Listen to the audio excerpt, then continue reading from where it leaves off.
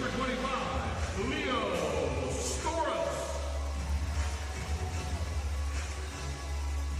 Next from Johns Hopkins University, number 31, John Rennigan.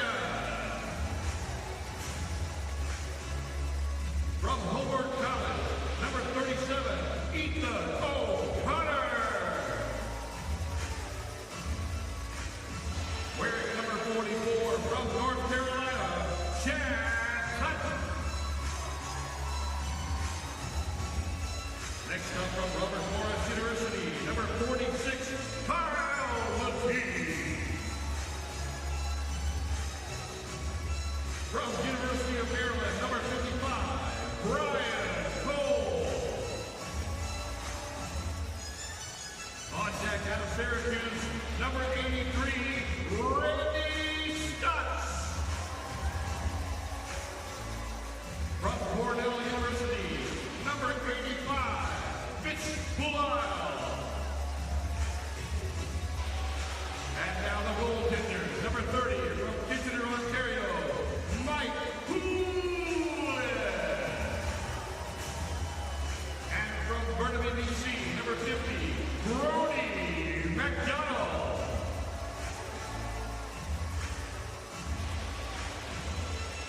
And now the captains of your Georgia Swarm, from Limestone College, number 32, assistant captain, Shane Jackson. Out of Cornell University, number 45, assistant captain, Jason Noble. Out of Rochester Institute of Technology, number 24, captain, Jordan McIntyre. The Swarm is coached by head coach Ed Como and assistant coaches Sean Ferris and Dan Lattisour. Let's hear it for your Georgia Swarm.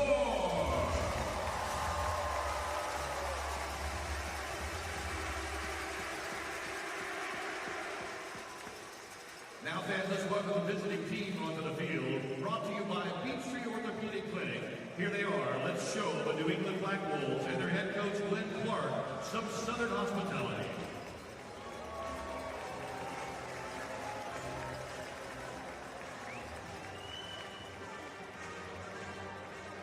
Tonight's NLL officials are crew chief Chris Williams, assistant referee Ryan Fowler, assistant referee Kyle Crawford, and your shot clock operator is Jonathan Oshner. Ladies and gentlemen, in honor of the many National Lacrosse League players of Canadian descent, please stand as Davis Elementary sings "O Canada."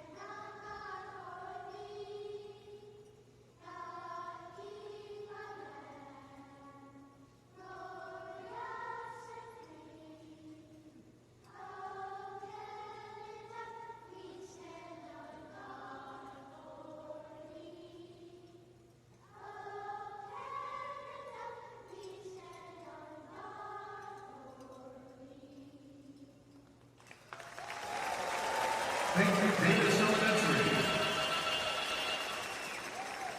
Ladies and gentlemen, please remain standing as the Wesleyan Middle School band plays the national anthem.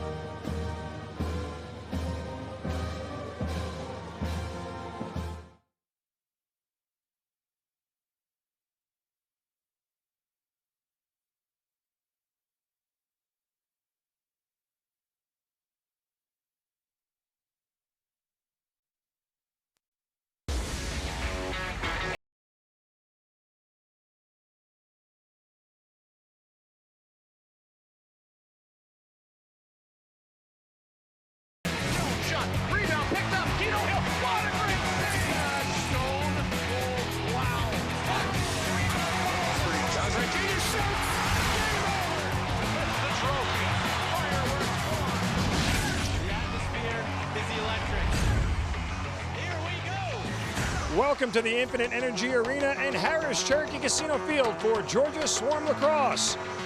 Tonight, the league-leading Swarm returned back home after a 2-game road trip to face the team they played last time they were here, the New England Black Wolves.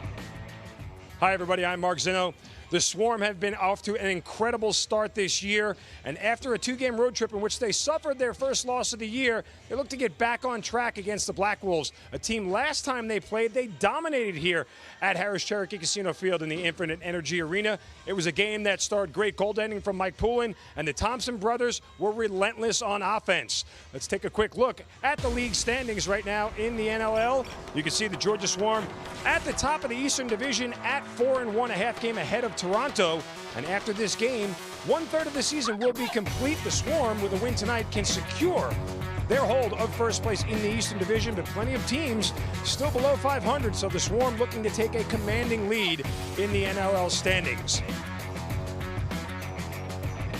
So the Swarm and the Black Wolves will do battle here momentarily at the Infinite Energy Arena and Harris Cherokee Casino Field. Let's welcome in my partner for the evening, Drew Petkoff, defenseman for the Swarm. And Drew, you know, tough loss on the road trip, but you get back here against a New England team that, while they played well at home, has lost every road game they played this year, including the one they were here last time, a game in which you guys dominated. Absolutely, yeah. So they'll be looking to come out hot. And if you've paid attention to any kind of the media that's been going on this week, they've said that fact that, you know, they're a hot team. They didn't perform up to their best last time they were here. So I'm really interested to see if they kind of change their strategy a little bit. Last time we talked about how they took most of their shots from the outside, and they're going to look to take a lot more shots from the inside this game. Get a look right there at Evan Kirk starting in there for the Black Wolves, and Mike Poulin for the Swarm. He has been outstanding as we get underway here, and the faceoff is won by Jay Thornburg and the New England Black Wolves. And just a quick note here on Mike Poulin. You know, we talked, you and I, just before we got on the air, that Brody McDonald had started the first game of the year and played about 30 minutes of it, was pulled, and Mike Poulin has been on a run ever since, and he's been phenomenal. Yeah, Mike has just an aura of confidence about him that I think the team really respects and needs. And we see right there a shot from Kyle Buchanan, first one of the game, and it goes in.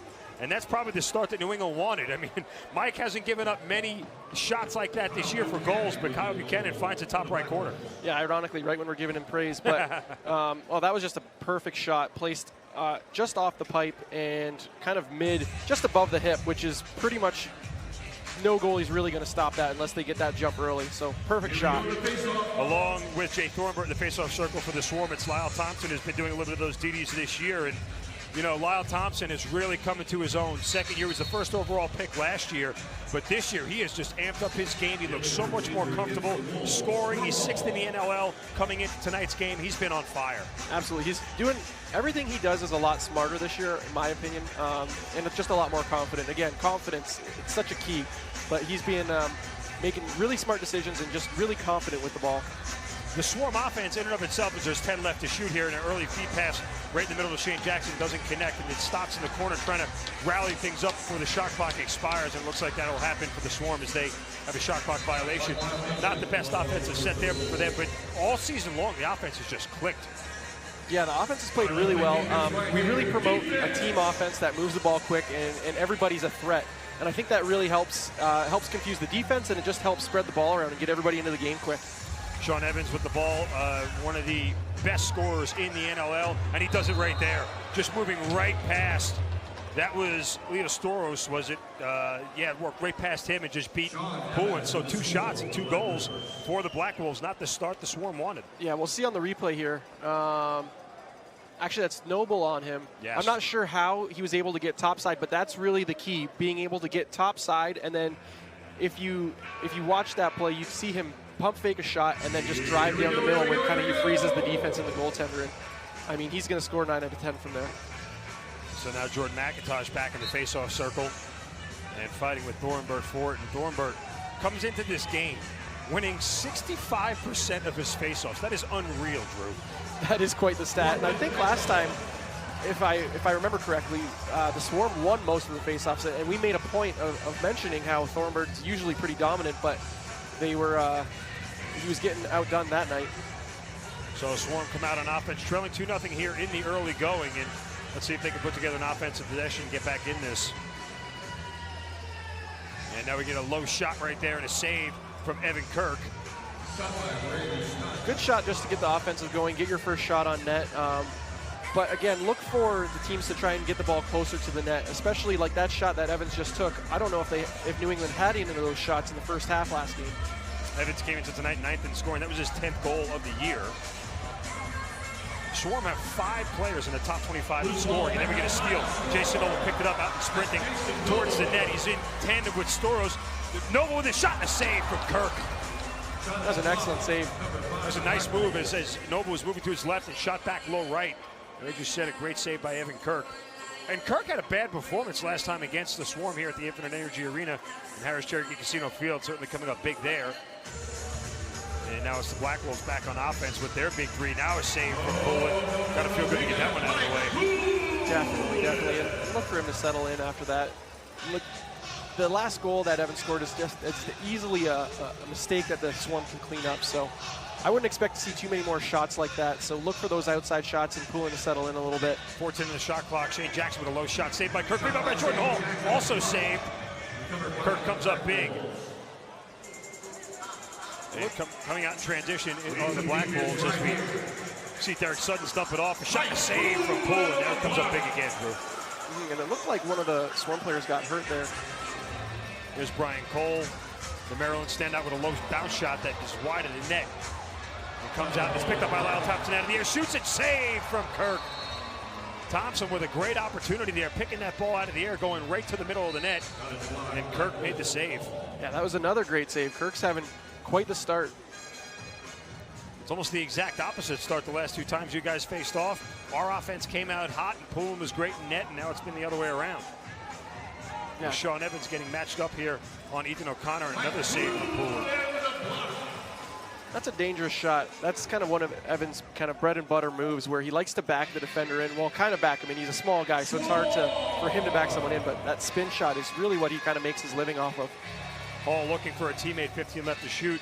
Then throws it across to Stotts, who spins with a low shot and a save from Kirk. Kirk has been up to the task for everything so far. And get our first look at Jordan Hall. He's been an outstanding addition for you guys this year.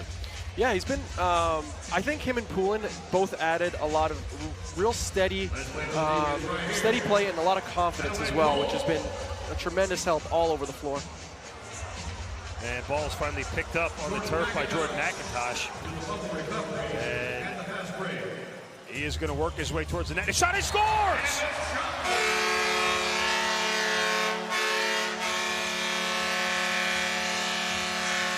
A nice little pump fake to freeze both the defender and the goaltender.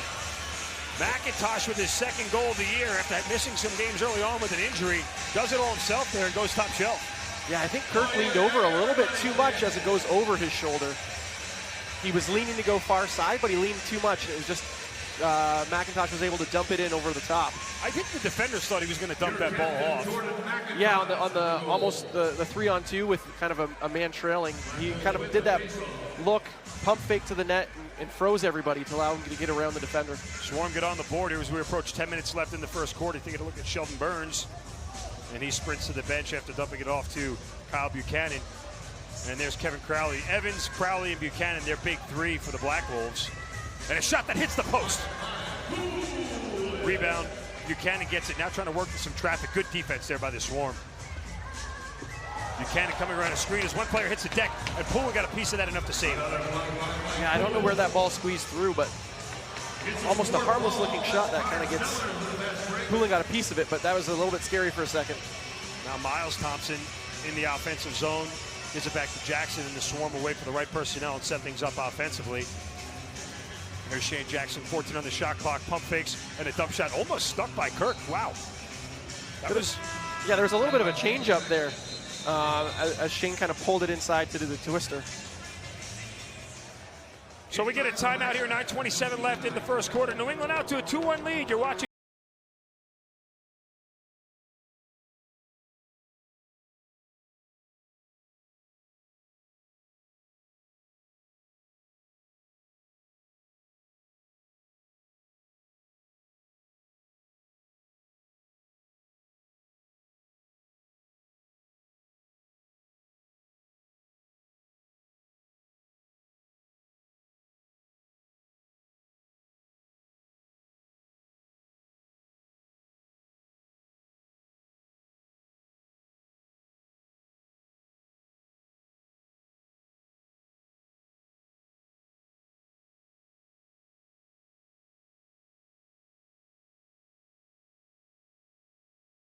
to users outside of Canada. Tonight's game is brought to you in part by Sports Interaction, Canada's home for worldwide sports betting. Bet responsibly at sportsinteraction.com. Disclaimer, only residents of Canada may open an account with Sports Interaction. The service is not available.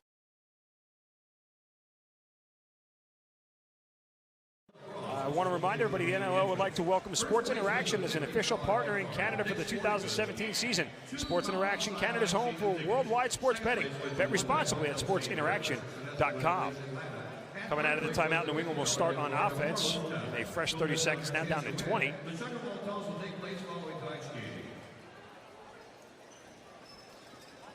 Now coming to the top, Evans working around the screen, dumps it in the corner, and a low shot and a save by Poulin. And that was Kevin Buchanan with the shot there. And the rebound comes, another shot that is wide as the shot clock expires. I guess it went off the side of the net. Shot clock was expiring there. And nonetheless, the Swarm will get the possession here when the ball stops rolling and settles in. They'll get the right personnel right on the floor in a fresh 30. Yeah, it looked like it had hit off the post, but I guess the ref saw something we didn't there. And starting will be Jordan Hall for the Swarm. They're looking for some help over to Thompson. And big Kyle Matisse working around a defender to the middle, tries to throw it in the corner. A rebound shot. Oh, and a save from Kirk. Swarm get the rebound. Did Kyle intend to throw that off the boards there, or was that just an errant shot that was wide? Because it almost looked like it was intended to come off the boards and go right to Lyle Thompson. A shot from Stotts hits the post, and he ends up inside the cage. Stotts had Kirk beat on the low side and goes tumbling into the back of the cage. I think on the shot that Matisse took, he was just getting double teamed. There we get a look at Randy Stotts. Beats him and just bounces off the inside of the post as he gets checked into the back of the net. I guess good job by not leveling Evan Kirk. Look at that. Wow. Just a matter of inches there would have tied this game up. A shot from Lyle Thompson, a save from Kirk. Kind of quick in that shot clock there to let that one go, Drew. Sometimes you try and catch them off guard, take a quick shot, kind of catch the defense sleeping a little bit. But, I mean, if the guys see an opportunity, you know, at this level, when they know they have the separation that they need, they're going to take it. Sean Evans' shot was wide, hit his own teammate, or Poulin got a piece of it, but it never kind of got to the net. And out in transition, here's John Ranigan, sends it over to O'Connor, shot, and is saved by Kirk as the net comes off the mooring. A beautiful give and go, could not finish it off for the Swarm.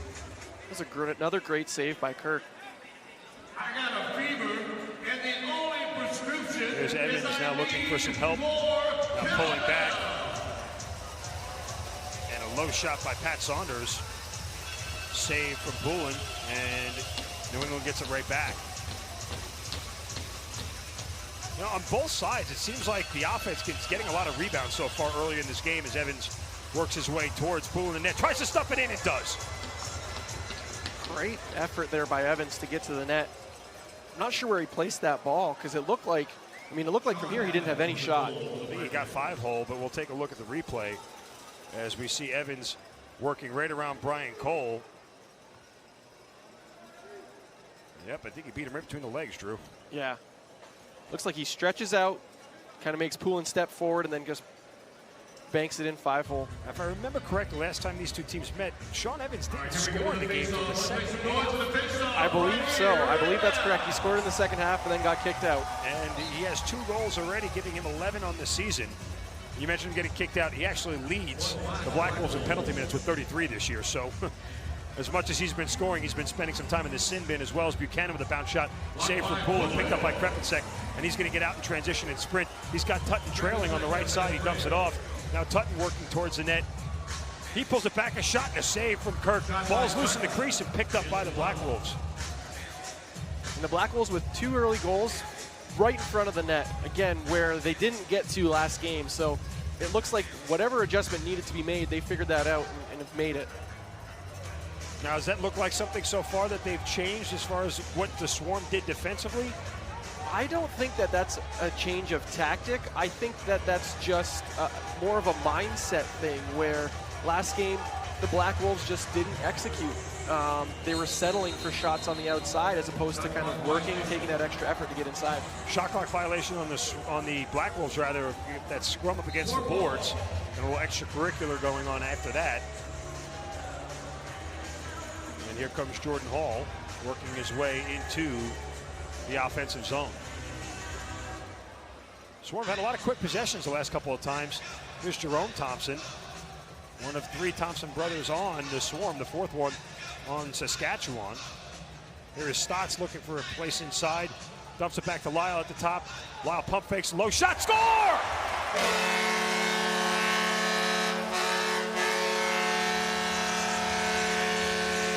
An absolute laser as the shot clock was about to expire, low and hard, and beating Kirk. Yeah, and for any kids looking to do a hitch move, that's how you do it. You look like you're going down the one side, plant that foot, and then just cut back into the middle. Woo, that was a nice move. You catch it on the replay the second time. That was some fancy footwork there by Lyle Thompson, his 15th goal of the season.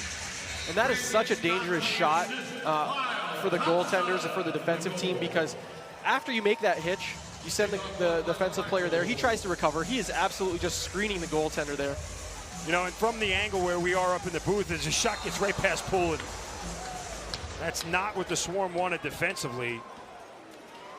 And I think that was Kevin Buchanan with the goal. Nothing special about that shot. Poulin just got beat. I will say that's a well-placed shot.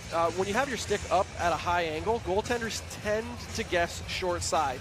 And when you have your stick sidearm, the goaltender is going to guess far side. So with him bringing his stick up and placing it far side bounce shot, that's a really hard shot for the goaltender to read. I think the defense maybe needs to get a step out on that, or maybe Poulin needs to get a step out on that shot. Thornburg wins another faceoff as it's back to a 2-goal lead for the Swarm. And here's Kyle Buchanan. Back to that Thompson move for a minute. You know, from our angle, I was saying that, you know, we didn't get the best look at how faked out the defender got until we saw it in the replay straight ahead. And I can only imagine what Evan Kirk was thinking, going, whoop. Oh, yeah. And, you know, he can't see that player behind. I think that was Brett Manny in front of him. Right. Brett Manny's a big boy, so he can't see Lyle Thompson. All of a sudden, Lyle comes out from the middle. He thought he's going left. That's a hard shot to stop. 15 on the shot clock for the Swarm as they try to get something offensively. A bounce shot from Stotts is picked up by Kirk. Ball is loose on the turf and then finally corralled by New England. As we're under 5 minutes left here in the first quarter, as it's been a very fast-paced, action-packed first 10 minutes or so. And as I was looking up at the board, I was thinking, I think the shots are about equal, and they're dead equal, but the Black Wolves are getting a little bit better quality shots this game than the Swarm are. Krepicek with the interception in the pass, gives it over to Brian Cole. Cole pump fake shot, and it does not go in. It looked like Kirk had to swing around with his stick to prevent it from going in. Yeah, and Cole's really smooth, and he's got that move where he fakes far side and in kind of one motion brings it short. He does that. I don't know what happened, where the ball went on Kirk, but he definitely reached behind him. I think I have to take another look at it. It looked like he got beaten, stopped it on the backside. There's Kevin Buchanan getting checked up by Ethan O'Connor. Dumps it back to Crowley. Crowley feeds. Oh, I'm sorry, that wasn't Crowley. That was Manny who feeds Crowley, who buries it in the back of the net. Kevin Crowley with a shot and the score for the Wolves. Now this one, again, I'm not really sure how this one went in. Let's see, so Chad Culp. As Chad Culp was. Steps across. Oh, bounces short side. These are not goals characteristically we've seen Poulin get beat on at all this year. No, that one was, that one's, you know what, any bounce shot that's well placed like that is always super tough to read, no matter how fast they're going. So I never want to, I mean, I've never had to save one of those, so I never want to say that's an easy save. But that's definitely one that Poulin's probably going to want back. Well, we'll get a timeout here. It's the largest lead for the Black Wolves at 5-2.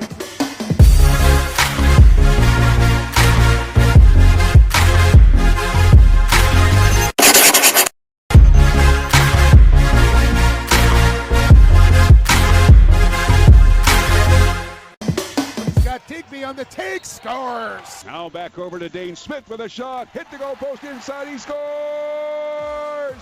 Afraid you might miss out on the big stories from your favorite team? Well, not to fear, the NLL newsletter is here.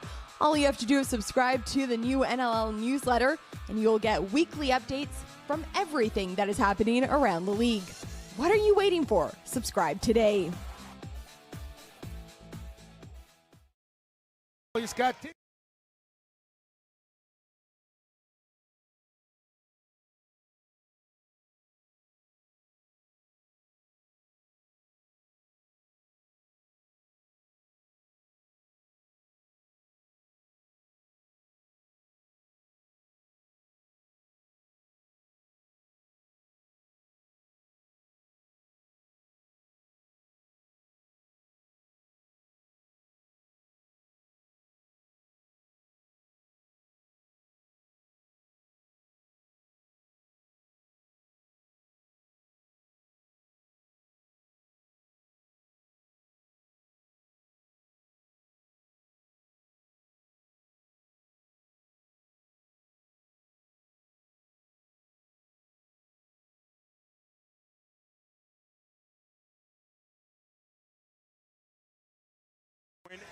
And if they're going to lose, let's just not blow a late second half lead, because that's been happening a lot in this town. It's not going over well with fans. I'm definitely down with that. As we wait for the action to resume here, 3:52 left. He's Drew Petkoff. I'm Mark Zinno. NLLTV.com, your home for the Georgia Swarm lacrosse this year. As we look at Kevin Crowley in the middle getting matched up against Jordan McIntosh. A shot and another goal from Crowley. Crowley with back-to-back goals, and it's a 6-2 lead for New England. Yeah, Crowley uses that big body, backs down McIntosh, and that was a really nice spin move. Fakes, let's see it here. Fakes low, and as McIntosh kind of comes around, McIntosh tried to come over top to check his stick because he thought Crowley was coming to the net, and as that was happening, he pulls it in and goes around on top side. And Coach Eddie Como makes the move, pulls Mike Poulin and puts Brody McDonald back in net. It's the first action Brody has seen since the first game of the year. So very uncharacteristic game for Mike Poulin, just not his night so far.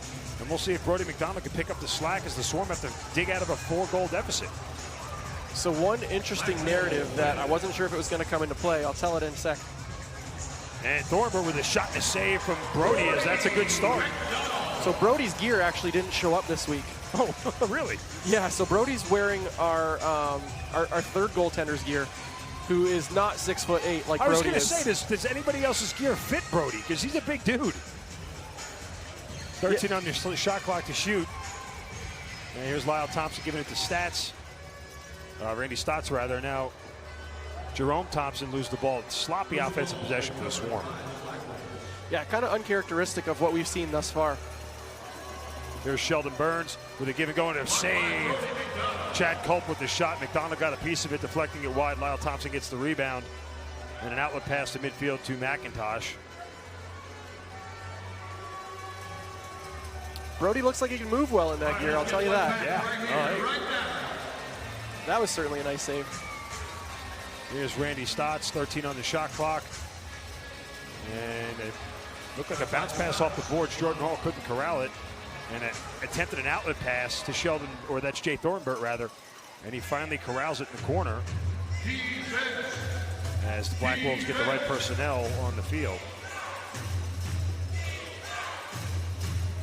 And Kevin Crowley gives it up to Kyle Buchanan, and a save from McDonald on the laser from Pat Saunders. Just want to see a good offensive set here. I mean, a goal obviously would be great, but yeah, the offense didn't look as in sync as it has in weeks past. No, they're not looking as crisp. And Kirk comes up with a big save off the shot from, looked like it was, is that Jason Noble? It is Jason Noble. And I hesitate, Noble's not typically out on offensive possessions. It looks like we're going to get our first penalty of the evening. New England penalty number 96, 2 minutes holding. So Pat O'Brien hits the box. I'm sorry, Bill O'Brien, rather. All right, man, say it with me. K96. The Swarm will definitely look into this to gain some momentum. They need to get a little bit crisper here. They're dropping passes that they're not normally dropping, so we need to see some crisp passing, quick ball movement, and just a little bit more. And there it is! Lyle Thompson does it again! I was about to say a little bit more zip and confidence. So just 12 seconds into the penalty, the Swarm take advantage and cut it to a 6-3 game. Another low shot from Lyle Thompson scoots past Evan Kirk. 16th goal on the season for Lyle. And he actually got under his arm there, Drew. Yeah, just squeezed it underneath. That's a tough place to get beat. And I think the Swarm are going to be looking to gain a lot of momentum off that and hopefully play a lot more aggressive offensively. McIntosh on the faceoff against Thornburg. And a violation going to be called on the Swarm. The Black Wolves will get the ball. Yeah, McIntosh has lost a few draws early, so maybe tried to kind of clamp down on Thornburg.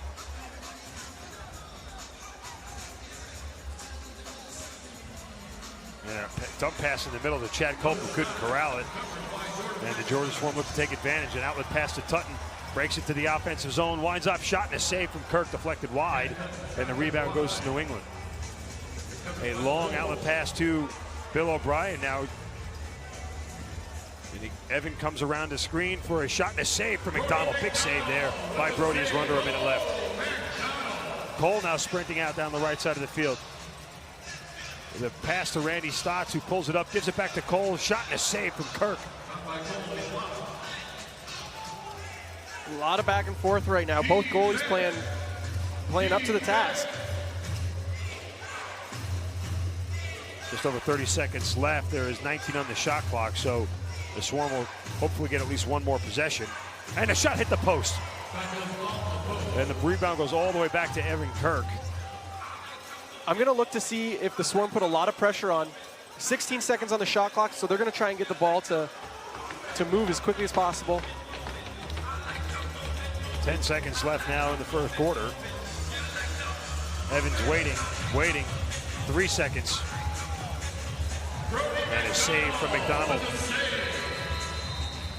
And the horn sounds ending the first quarter. 9 goals in total.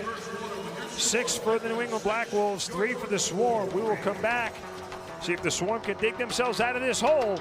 You're watching Georgia Swarm. So as you said, there were some really big plays in this week. So I'm going to throw it over to you. Who were your 3 best players this week in Box Bosses?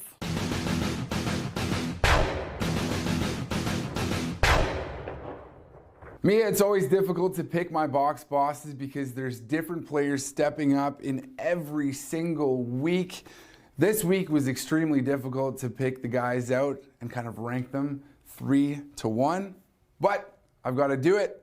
So I'm going to start at number 3 from the Colorado Mammoth, Callum Crawford.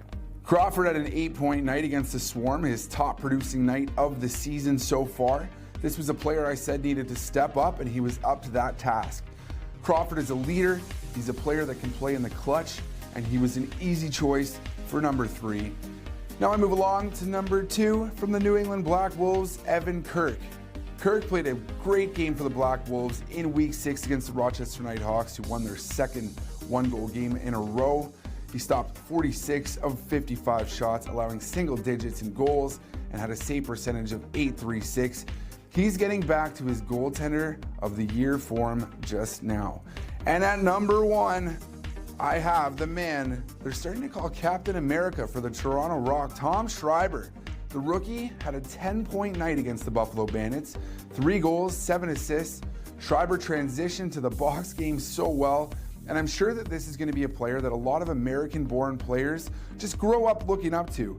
He's now leading the Toronto Rock in terms of points, and he just keeps getting better and better for the team. He's a shifty player that draws defenders, and he has a knack for beating players in opportune positions with the ball.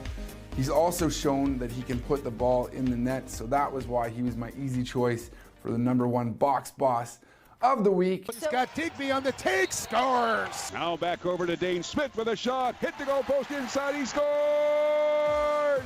Afraid you might miss out on the big stories from your favorite team? Well, not to fear, the NLL newsletter is here. All you have to do is subscribe to the new NLL newsletter, and you'll get weekly updates from everything that is happening around the league. What are you waiting for? Subscribe today. Quarter. Yeah, 6 goals is not something you want to give up in a quarter. My goal as a defensive player is always to give up roughly 10 or less goals per game. So 6 1/4 is not a good start in that sense. Now, what the Swarm need to do is prevent those players from getting topside. New England's gotten a couple goals from those players getting open shots on that top side, where they're just under the restraining line, but they can take an unimpeded shot. And that's basically kind of the goals that Georgia's scored on as well. So both teams need to look to close that off. Got to look at Brody McDonald, who is in net now, relieving Mike Poulin. And Poulin gave up all 6 goals in the first quarter, as the Black Wolves had 21 shots. That in and of itself is a lot for one quarter.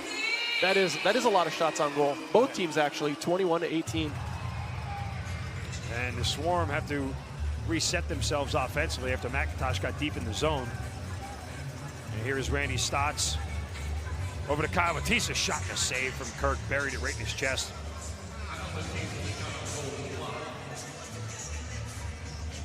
And here come the Black Wolves offensively.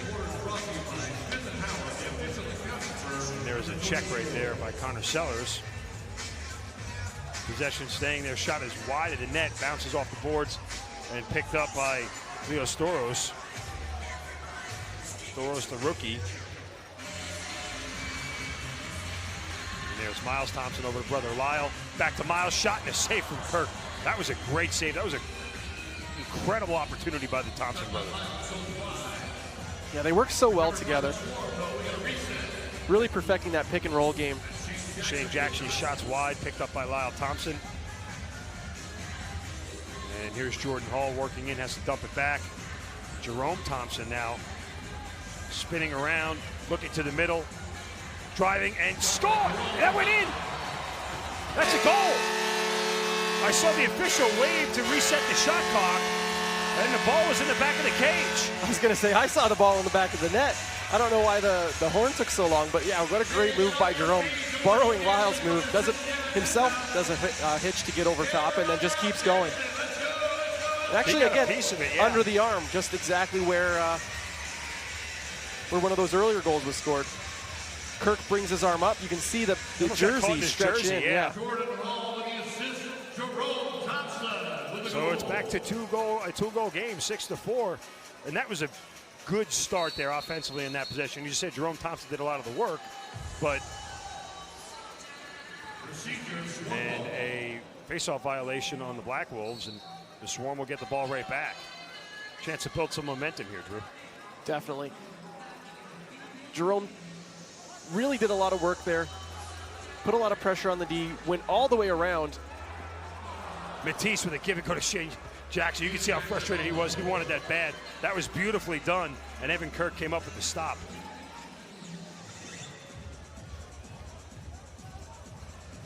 Now, New England has historically been a team that, against the Swarm, has been good in the second quarter, and I mentioned that last game, so again, I'm really looking to see how that plays out, because Evans is usually either the first or the last player off the bench, and so they're always looking to feed him. Evans gives it to Crowley in this shot, and it drags in. Poulin made this, McDonald rather, made the save, but didn't get all of it as it rolled behind him and crossed over the white line. And Crowley now with a hat trick. Yep, got a piece of it on the arm, didn't get all of it. And just makes it over the line, just crawls over. Under the arm again. I mean, a great effort by Brody to get back, but just a little bit too late. And McIntosh wins the faceoff, moves right in the offensive zone. Tutton with a shot and a save from Kirk, and a rebound score!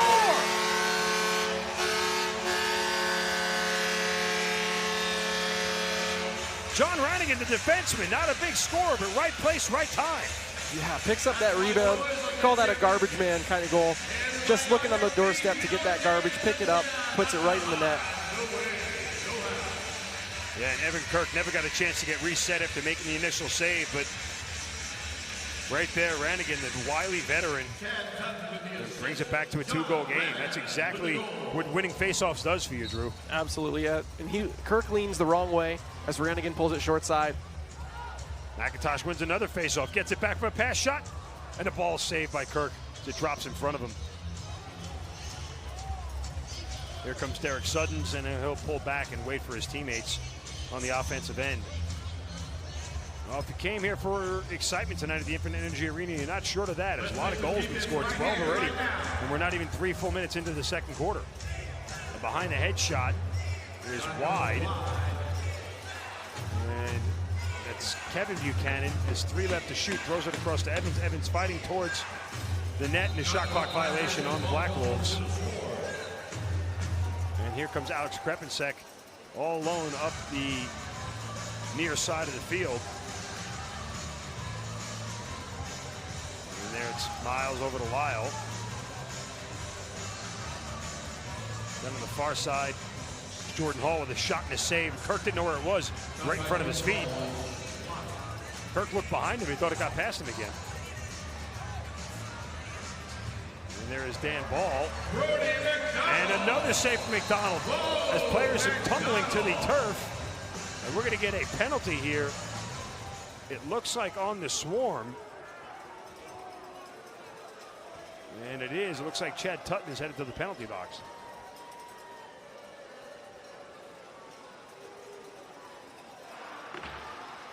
Georgia penalty number 44, 2 minutes checking from behind. I think in an effort to save Brody from a rebound he wasn't prepared for, it's not there. Maybe that? Yeah, it might have Was been that that on Tutton? Dan Ball on the rebound. I'm not sure. Yeah, that was Tutton there. Regardless, it is a Black Wolves power play, their first of the evening. And the shot deflected, never made it to the net and picked back up by Evans. And there's Brody with the big save. Very important for the Swarm to kill off this power play here.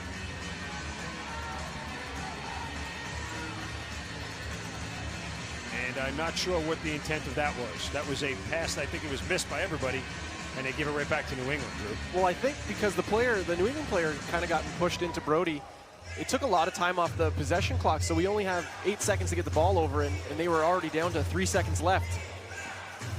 Brody with the save on the bounce shot.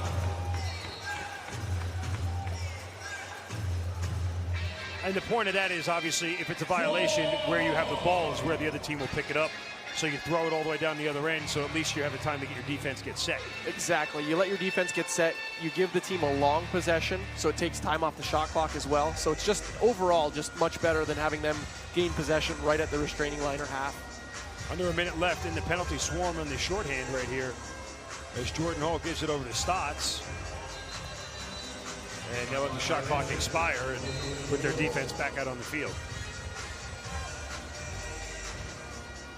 So one more stop here could kill off this penalty, as we now have 30 seconds left. I'm looking for New England to get the ball to number 14, Pat Saunders. And then Saunders is the guy who has it now. Gives it up at the top to look like Evans. His shot was deflected and wide. There's 6 seconds left on the shot clock.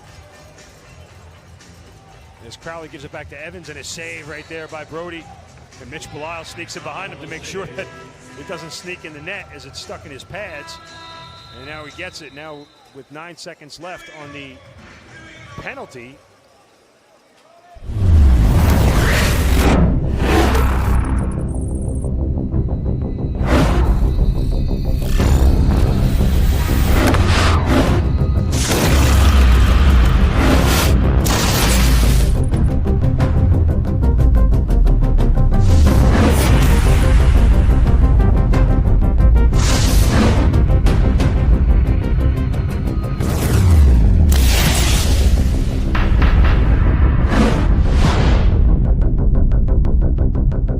Tonight's game is brought to you in part by Sports Interaction, Canada's home for worldwide sports betting. Bet responsibly at sportsinteraction.com. Disclaimer, only residents of Canada may open an account with Sports Interaction. The service is not available to users outside of Canada.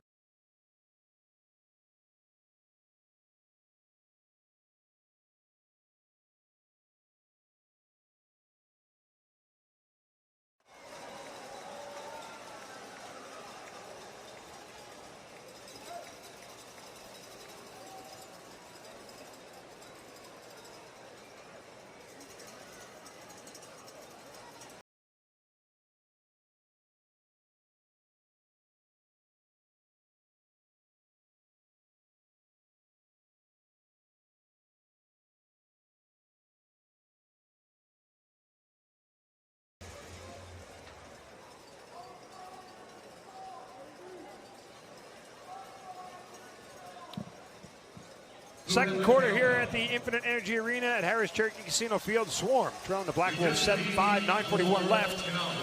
As the Swarm will start out on offense with 9 seconds left in a penalty to Chad Tutton. And I gotta think the momentum at this point is in the Swarm's favor. They had a nice goal, a couple nice offensive sets, a good penalty kill. So I'm really looking to see them generate some good offensive opportunities here. And look here, they're starting with the goalie pulled to put 5 attackers on the field. And once the penalty expires, I assume Chad Tutton will head to the bench and Brody McDonald will go back in between the pipes. And that is exactly what happens. As we have 12 seconds left to shoot for the Swarm. Swarm came in tonight with the second most goals in the NLL behind Vancouver. Vancouver's in last place in the Western Division. 74 goals on the year for Georgia. And they did not get an offensive possession they wanted there. As Brett Bucktooth now will wait for his teammates on offense. And here is Pat Saunders halfway through their possession. Saunders cutting in the middle and the save from McDonald. Saunders gets hit right as he shoots, and it kind of changes the direction of that shot, and I think that hit Brody right in the chest pad.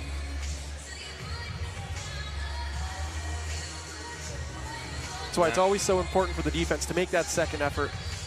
McIntosh over to Hall. Tries to give it go to Matisse, and it couldn't complete it. Matisse using his size and athleticism to cut right towards the net, and it almost went in.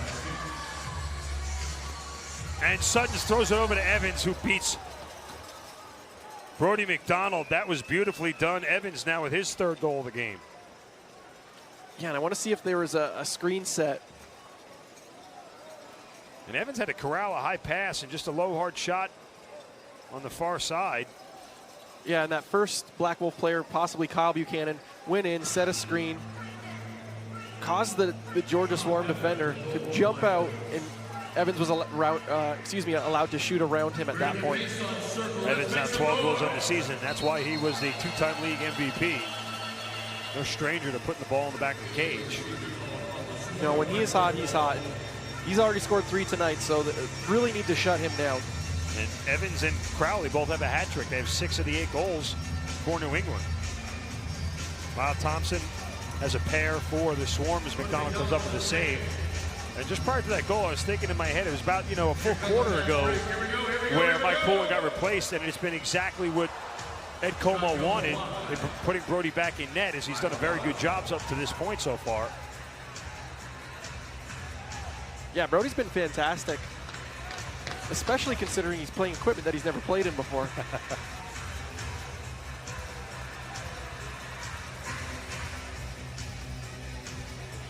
And there is Buchanan, feeds it in the middle of Crowley, and pass could not be completed. And Brody is looking for a teammate, and then finally gives it up to Storos. And Storos chucks it over to Connor Sellers. Now it's Stotts with 15 on the shot clock. Stotts looking, waiting, firing, shot deflected wide. Real dangerous shot there. The New England players both backed in on a pick being set and allowed Randy to just take that unimpeded shot from not too far away. Oh, look at Kyle Matisse with all the dirty work up against the boards to get that rebound. That was fantastic, using a big body. Kyle, 6'3", 6'4", just boxing some guys out, was able to fight for that rebound against 2 defenders. Matisse is a full 6'5". He's using that big frame. Didn't mean to short him, it's true. And a save right there by Kirk. Georgia couldn't come up with a rebound. That is a big Canadian dude right there. If I remember the first time I met him in a save from Brody there, I just looking up at this guy and go, you don't look like a lacrosse player, bro. You look like a linebacker. Yeah, they call him Moose for a reason. And now comes New England back on and off. And you can see the pace is frenetic here, just back and forth. Yeah, it's been almost hectic, if you will. But both teams generating some pretty good chances. And not a bad chance there by Evans as well. Yeah, Brody comes up big again. Yeah, I'm getting this sense, like it's almost like this Georgia offense is just waiting to break out. They haven't really had back-to-back solid possessions. You're seeing stuff like that. That's not a terrible shot, but it's just not on net. Right. And right there, Stotts buries it.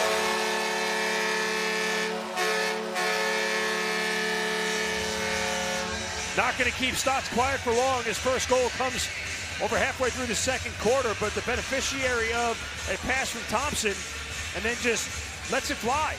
Yeah, New England's defense, when that loose ball came, I think they were all thinking they were going to get a fast break. So they left Randy Stotts wide open, and of course, top 10 in the league, I believe, last year in goals. Can't leave him open. NLL Rookie of the Year last year. So it's back to a 2-goal game. Georgia hasn't been, since it was 2-1 was the last time it was a 1-goal game, but since being down by as many as 4, hasn't been able to get closer than 2. And McIntosh sitting in the corner. And there's Matisse. Throwing a little elbow in, now has to work himself back out. As there is 11 on the shot clock. Shot is wide, rebound to Miles Thompson. Trying to back his man down, flips it behind his head to Stotts for a low shot, a save from Kirk. It's a really nice pass by Miles. Yes, very much so. Considering the defender was basically draped over his back.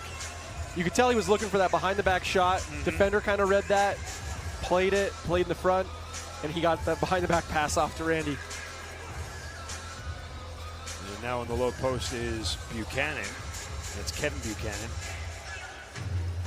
Chad Culp for the pass over to Seth Oakes, the rookie, and a save from Brody, and the ball goes into the stands. And the Swarm will get the possession after we get a timeout. Swarm fighting their way back in this, still trailing by 2 under 5.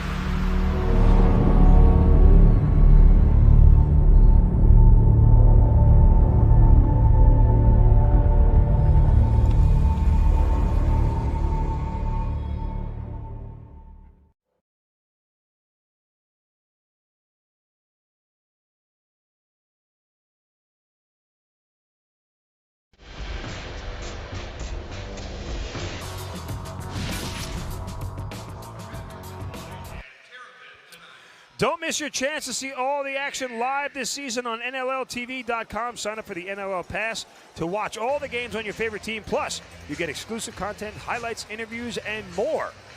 Georgia Swarm trailed the New England Black Wolves 8-6 alongside Swarm defenseman Drew Petkoff. I'm Mark Zinno. We get a look at Ed Como. And this team fighting its way back in this game. And we noted during the break, there's over 30 shots for each team. Now, 60 shots in a game is a lot. And they're already halfway there. Still 5 minutes left in the first half. But a lot of quick shots, not a lot of long possessions tonight so far, Drew. Yeah, we call it when this happens a track meet. So there's a lot of running back and forth. There's actually been a lot of repeat possessions where on that repeat possession, they're just taking that quick shot, looking for that quick opportunity to score. And Jordan Hall in the corner working his way back towards the top. Now Matisse. There's 18 left to shoot for the Swarm. Matisse having to work around the defender, tries to get into Hall, or Jerome Thompson rather, and misses the mark. Jerome gets it back. A low shot is wide of the net. Stotts gets the rebound as there's 8 left to shoot. Shot missed again, or pass missed rather, and now New England picks it up. And that's been kind of the problem for the Swarm tonight. You know, when they have those long possessions, they're not as quality as we're used to seeing. No, that's absolutely right. They're missing that little bit extra that they've seemed to have in all the other games where they're getting those wide open shots on the crease after those good pick and roll plays.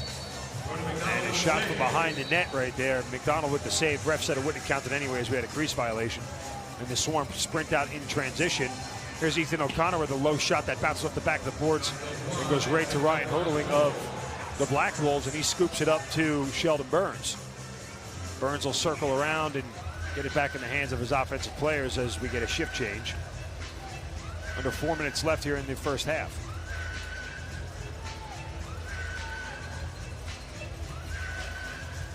And the Swarm defense has certainly slowed things down. Remember, it was 6 goals in the first quarter, just 2 so far here in the second, as Saunders' shot is wide, and then the ball gets knocked back to McDonald. And a Black Wolves player is down. Looks like it's Chad Culp. His helmet got knocked off. He's holding his face. And we'll see what the referees decide to do with this. Looks like we can get a high sticking call. Culp checking for blood, which would be a major penalty if that's the case. And the Swarm are going to head to the penalty kill, as it looks like Jason Noble is headed to the penalty box. It looks like they're discussing it, so there's probably some. I mean, when they're discussing it, you got to think it's more than a 2-minute penalty. Sure. And our crew chief tonight, Chris Williams.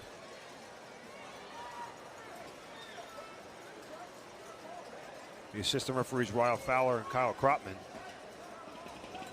And they're still trying to sort this out with New England. As we get a look at Kyle Buchanan talking with the officials. Well, he looked like he was asking for more. So maybe it is just 2 minutes. Georgia penalty, 2 minutes, slashing. New England penalty, 2 minutes, unsportsmanlike conduct, embellishment.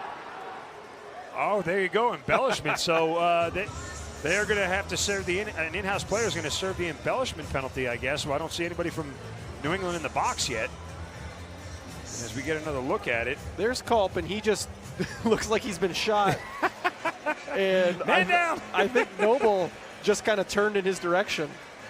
And is that going to, that is Culp going to the penalty, so it won't be the in-house player, it's Culp for the embellishment penalty. I was wondering what they were discussing. That's definitely I guess that was what Kyle Buchanan had a problem with, so we'll still get 5-on-5 lacrosse with the matching minors. And the Swarm get the possession. And Stott's trying to come around a screen, dumps it over to Shane Jackson. Back to Stott, shot is wide. And Jordan Hall gets the rebound. 7 left on the shot clock. Miles Thompson, his shot's deflected. He gets his own rebound back. Low shot again. That is off the side of the net. And the ball goes out of bounds, and the Swarm will get the possession back.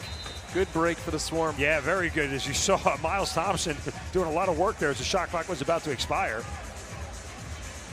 Nifty move by Jerome to work around the defender.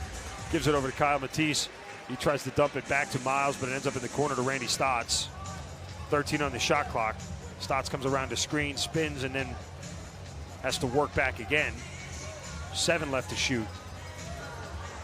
Now 4. And the Swarm will let the shot clock. Just again, good defense on New England's part there. One thing I'm noticing this game, and this is a possession, I've seen it happen earlier this game as well, is the Swarm look to be crowded in front of the net, which I feel like I don't normally see that The happen. spacing is always pretty good. Yeah, and the spacing is good, and it helps so much with the ball movement. And here, it looks like they're really packed tight in front of the net. Well, and that's a discipline thing, honestly. I mean, it's just one of those things that you guys practice nonstop. As a shot is wide, picked up by Jordan McIntosh. He tries to get out in transition quickly and does. We'll get back to that spacing thing in a minute as McIntosh looks to a feed for his Thompson and scores!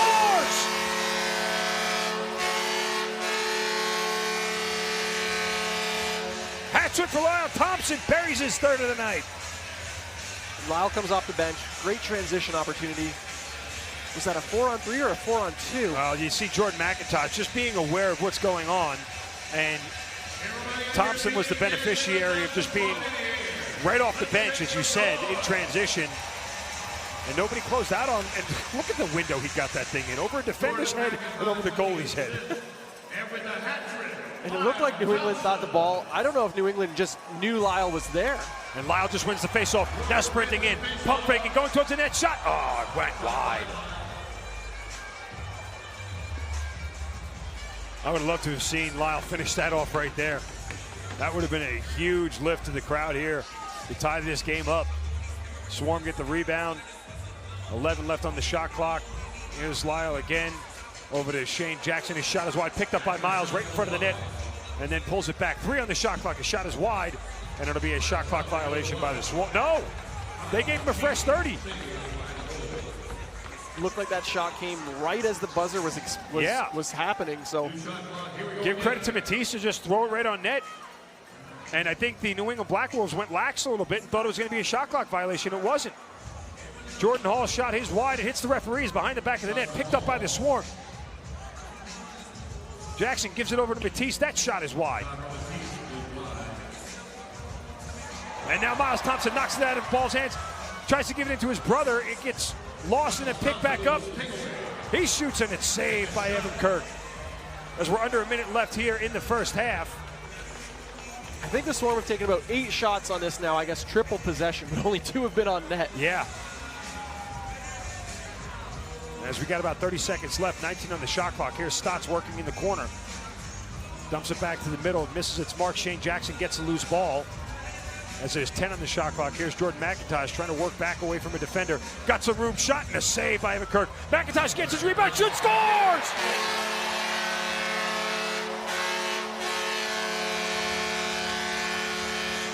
Relentless by Jordan McIntosh there, would not be denied, Drew. I'm going to give credit to that goal to Miles Thompson for getting that ball back from the defender on New England, but Jordan with a great shot, follows his shot, gets the rebound in an unbelievable play. I call that the Jordan McIntosh special, yeah. And look, falling to his right, going back over the opposite shoulder, that is fantastic. And McIntosh ties the game at 8 with 14.9 left in the first half. I mean, what a lift for the Swarm. I'm looking for a timeout here, yep. And Thornburg with a face-off violation, 13.2, and the Swarm will have a chance. If they get a lead before the end of the first half, just wow. Well, we're going to see a 6-on-5 offense, so there's going to be a chance.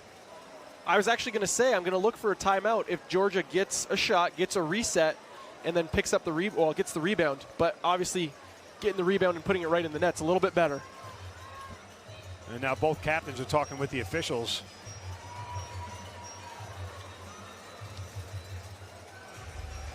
And I'm not sure what they're discussing here, Drew. No. It's tough to read lips from up here. The only real controversy that's happened... It's tough to read lips up close, just for the record, yeah. Unless you're a professional at it. But anyway. The only real controversial call that I can think of is the Chad Culp embellishment, but on the replay it looked like a pretty good call. So I'm not sure what they're talking about. Well, it doesn't look like anybody's heading to the penalty box, so they're all the officials. And, I mean, are they reviewing the last goal? Is that what they could be doing? That's the only other thing I think they could be doing, but nobody was on the headset. No one was looking at anything, but nonetheless, the Swarm will have 13.2 seconds here. And the ball, as Jordan Hall will take it right at midfield. And as you mentioned, 6-on-5, no goaltender in net, so you hold for the last shot and don't have anything drastic mistake happen. We'll see if the Swarm get a lead. Here's Lyle Thompson, shot and a save by Evan Kirk as time expires on the first half. And what an exciting first half it was after being 2, 3.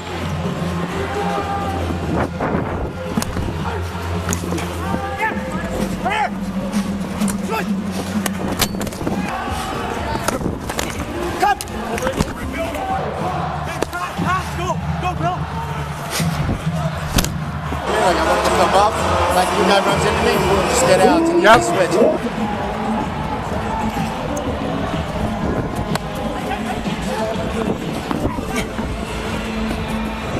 Right? Blew him up. Ball back to the net, right?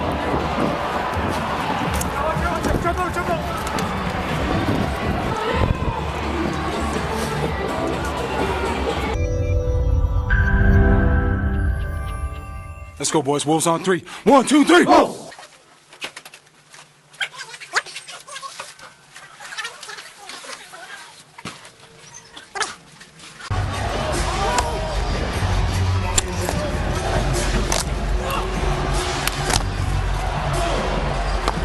All day, baby. That's all day. That's all day.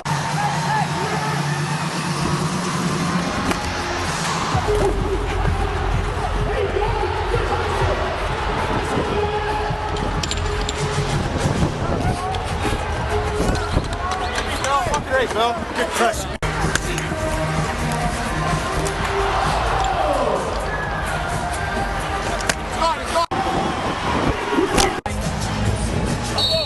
Yep, you're low.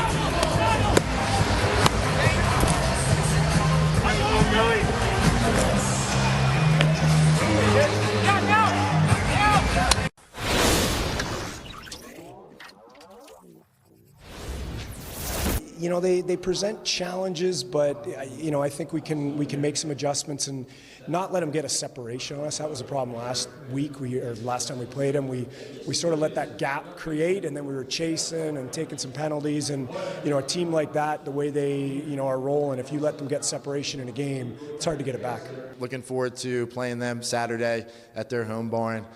Because they gave it to us last time we were there, and we want to turn that around. They're obviously playing extremely well, so for us to get a win and continue to roll in, get back to 500 is what we're looking forward to. Yeah, Georgia, they're flying right now, but we're pretty hot too. We have 2 wins in a row, close games too, so that really brings the team together. So hopefully we'll be able to ride that out into Georgia next week.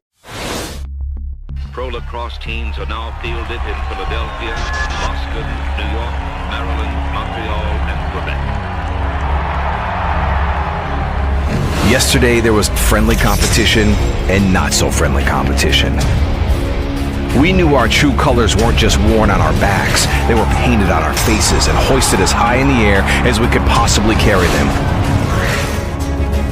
Whatever it took to claim our turf.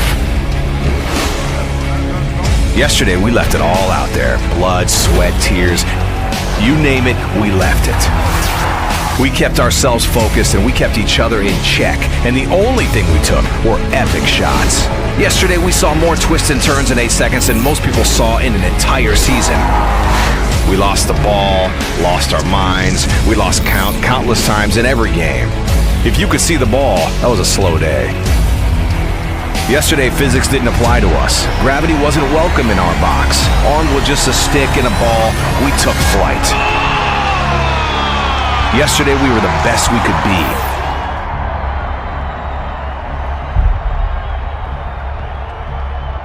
Today is our day. The Georgia Swarm Pro Lacrosse team returns home on Saturday, February 11th at 7:05 p.m. to take on rival New England at Harris Cherokee Casino Field at Infinite Energy Arena. The Swarm is offering you a special deal for the February 11th contest. Come see the fastest game on 2 feet for only $27. You'll receive a lower-level ticket and a commemorative Swarm scarf. To purchase, call 844-4GA-SWARM or visit georgiaswarm.com. Free parking at all home games. Swarm Pro Lacrosse. Come for the game. Stay for the party. Welcome, lacrosse fans. Tyson Geik of NLL Productions here with you right now, and I'm joined by Shay Hewen, CEO and founder of the U-Hawk Camera. We have some exciting news for you today. The NLL has officially partnered with the U-Hawk Camera, the new official action camera of the National Lacrosse League. Shay, an exciting moment, for both parties here. Yeah, it's an incredible day.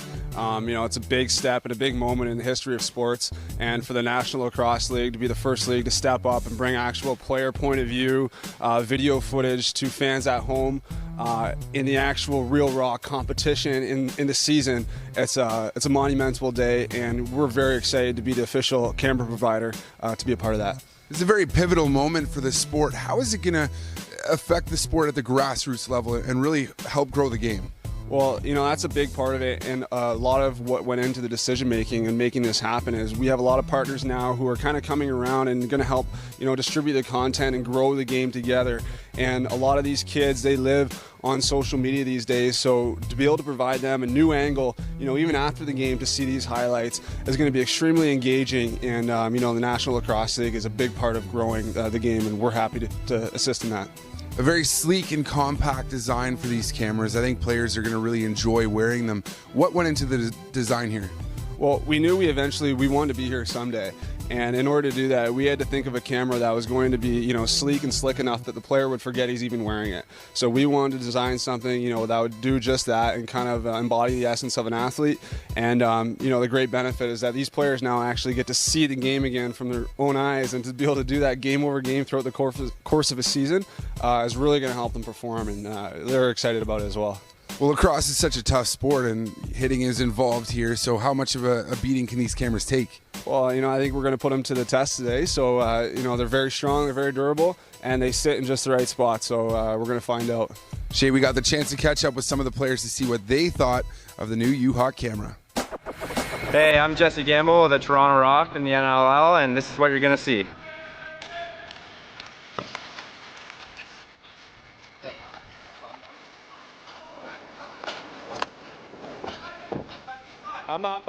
These will help a lot, even studying our own games, especially for goalies and seeing shots, and for my own game, just kind of going through where I was looking, maybe where I should have been looking and I wasn't. So I think they'll help improve my game.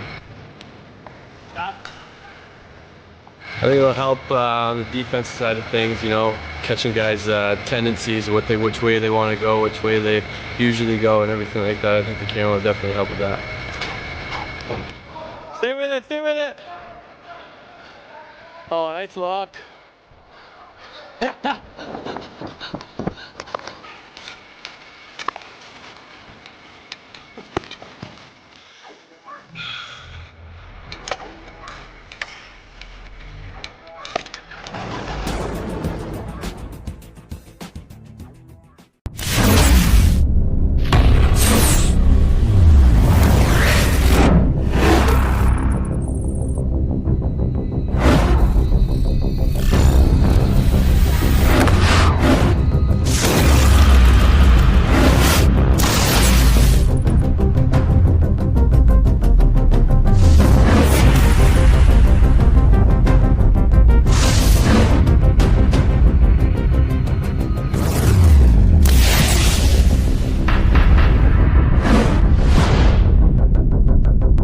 The NLL Social Circle, where we take a look at some of the big stories happening around the league on social media.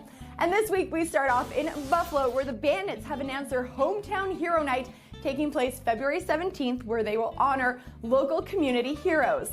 Now this week, leading up to that game, they actually went out to visit some of these local heroes and dropped off coffees, muffins, and donuts. Well, this was a very special week for Jeremy Thompson. He had the chance to speak to over 1,200 First Nation students in Saskatoon this week. He posted on social media at the Saskatoon Tribal Council Career Expo, and fans were reacting to this one, so congratulations to Jeremy. I wish I was at the Rochester Nighthawks game this weekend because it looks like a ton of fun. It is Kids Day. Kids under 12 are getting in for free, and there's even going to be inflatables and laser tag ahead of the game. Fans, are you still looking for that perfect Valentine's Day gift? Well, I am here to help. How about date night at the Hive? The Georgia Swarm and Jezebel magazine are teaming up, and they're going to be offering quite a great deal this weekend. For just $68, you're going to get 2 club-level seats, drinks, appetizers, and a dozen cookies. You just gotta be ready to pucker up for that kiss cam. And it seems everyone was buzzing about this goal from Georgia Swarm's Miles Thompson. Check out this behind-the-back, no-look goal, even making its way onto SportsCenter's top 10 plays this week. Well, fans, that wraps up this week's episode of the NLL Social Circle. If you want to be featured right here, it's easy. All you got to do is tag the NLL in your social media posts for a chance to get on. For NLL Productions, I'm Mia Gordon.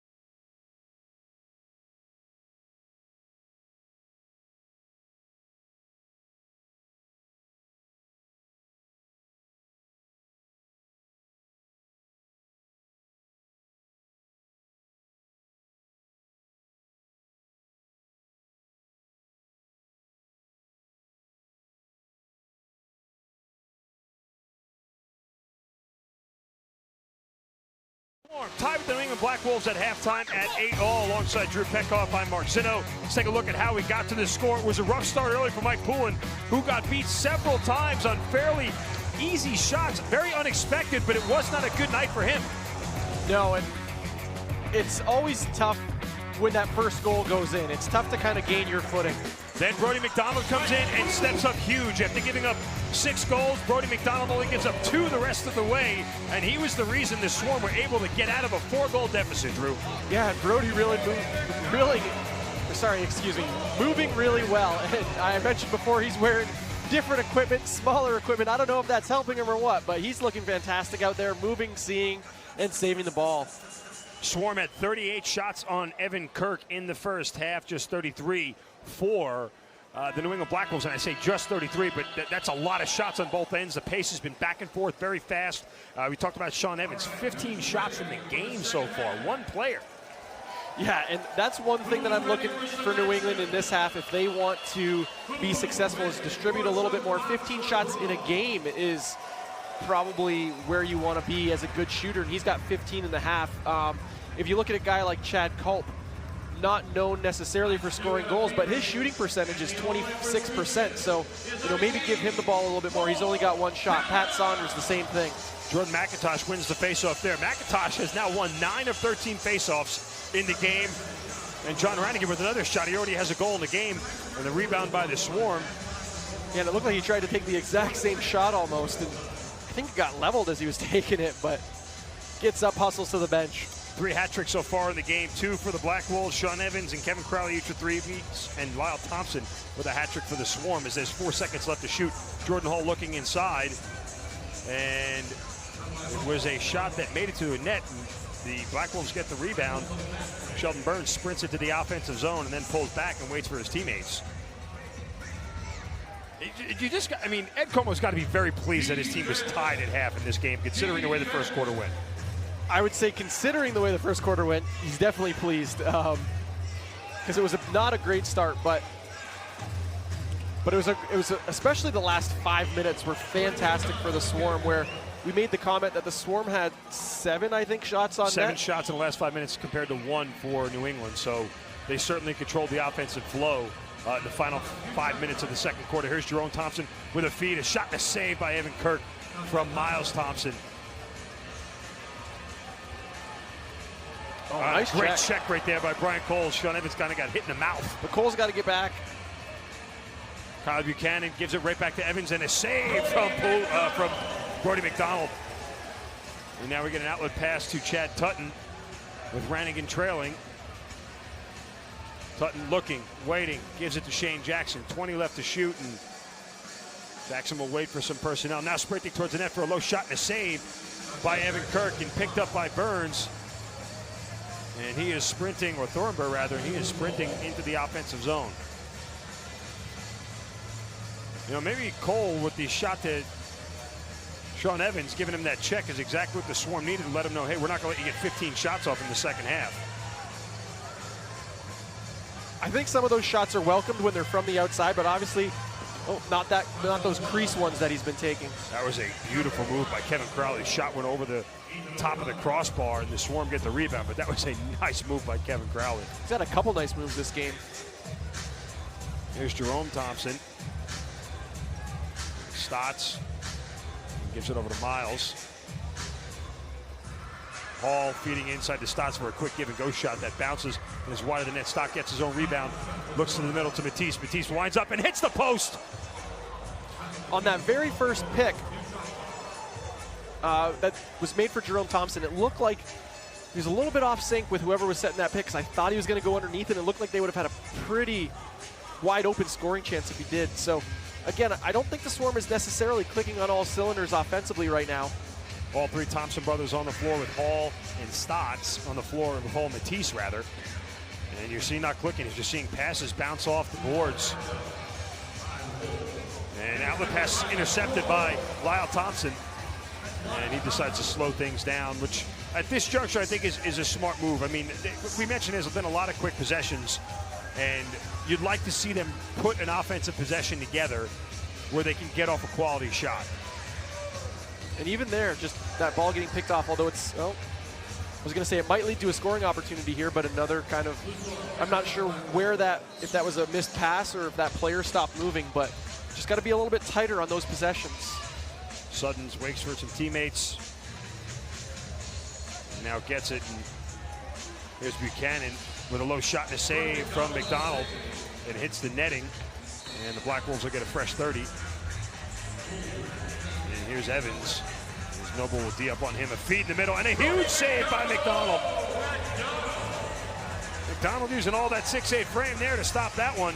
Noble gets the rebound, moves quickly upfield in transition. A shot from Stotts and a save from Kirk. And just the pace is not changing on either end. It is moving as quick as ever. And you talked about that track meet, and that's exactly what it is. And maybe that's why some of the passing is a little bit errant. As quickly the Swarm come out in transition. And here's Jordan Hall working in the middle. Shot and a save from Kirk. Rebound by Jordan McIntosh. He works back towards the net and slows things down. And is there anything defensively you can do? I mean, everybody's choosing to get out and run. Yeah, no, there's really not much you can do defensively because people are just choosing to shoot from the outside. Shot by Hall to score!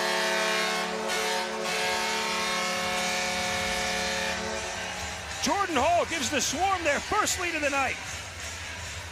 And I'm sorry to cut you off.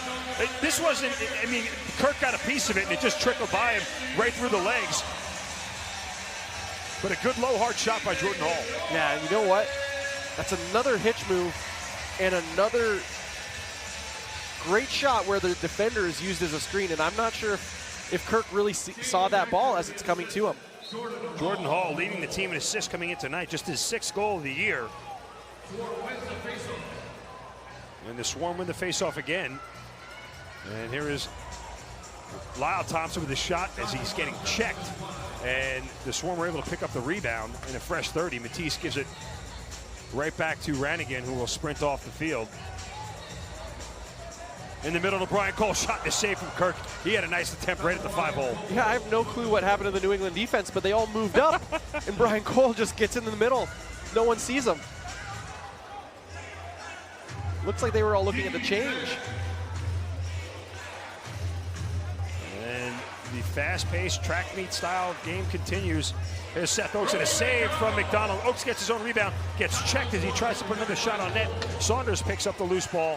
Back to Oakes, shot and a save from McDonald. Long rebound out towards the midline. And these are the dangerous possessions, the repeat possessions where the defense works hard, is tired. And McDonald gets beat. Another save that was almost made. It's happened to both goalies multiple times tonight. And Chad Culp gets credit for the goal. McDonald did all he could to stop that thing, and it just trickled by him. Yeah, and like I said, the repeat possessions are always the hardest. Culp, oh, ball was already in the net there. But it looked like Culp was able to just kind of Culp's a guy that likes to set a lot of picks, so he was probably involved in a pick and roll game off ball and just slipped and went to the net, gets wide open and gets that nice shot off. 8th goal of the year for Culp. He only had 9 all of last season. And the Swarm intercept the pass. McIntosh tries to feed Ranigan. He can't get it cleanly, and he'll have to slow things down, so we're knotted up at 9. But as you said, every time you get a repeat possession, it's more and more pressure on the goalie. It makes it harder and harder to continue to stop shots at the rate that you do, as Shane Jackson's shot is wide, and Stotts gets a long rebound, 9 on the shot clock. Stotts left to work his way in, then feeds it across to Shane Jackson, now to Jerome Thompson at the top, and a save from Kirk. Hall picks up the rebound behind the net, but loses it as he gets checked by Evan Kirk. You see that? How often do you see a goalie come out of the net to lay a check? Well, Kirk's a pretty strong guy, so I think I've seen him do that a few times. And actually, I believe it was last game where we saw Kirk come out and get a penalty when he came out and did that against Shane Jackson. I think it's happening here again. New England penalty number 2, 2 minutes holding the stick. So Ryan Hodling will head to the box. We'll take a look here to see what it looks like. And there's Hall getting the rebound, losing the ball. Evan Kirk with a check right there. I guess it was before, we saw Evan Kirk come out. What?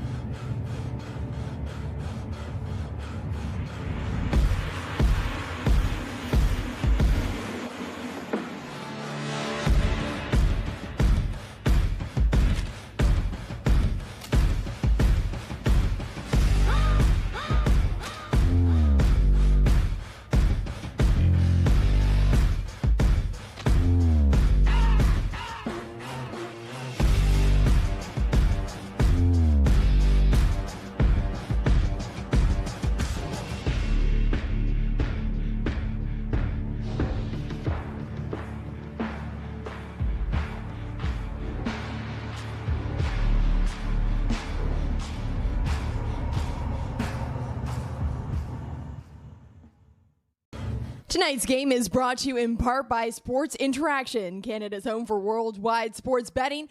Bet responsibly at sportsinteraction.com. Disclaimer, only residents of Canada may open an account with Sports Interaction. The service is not available to users outside of Canada. As we have a very tight, exciting game here. 9-all in the third quarter. As I mentioned, Swarm trailing by as many as 4 in this game. Tied it up just before half. Took a lead there momentarily. And now they will be back on the power play with a chance to get the lead for the second time tonight. And I didn't see that penalty, and those are the penalties that are really tough when you can't see them, when they're kind of away from the ball, away from the play. So the Swarm obviously looking to capitalize, make the New England Black Wolves pay. And it is Lyle Thompson with a shot on net that is saved. Miles gets the rebound. The Swarm get a fresh 30.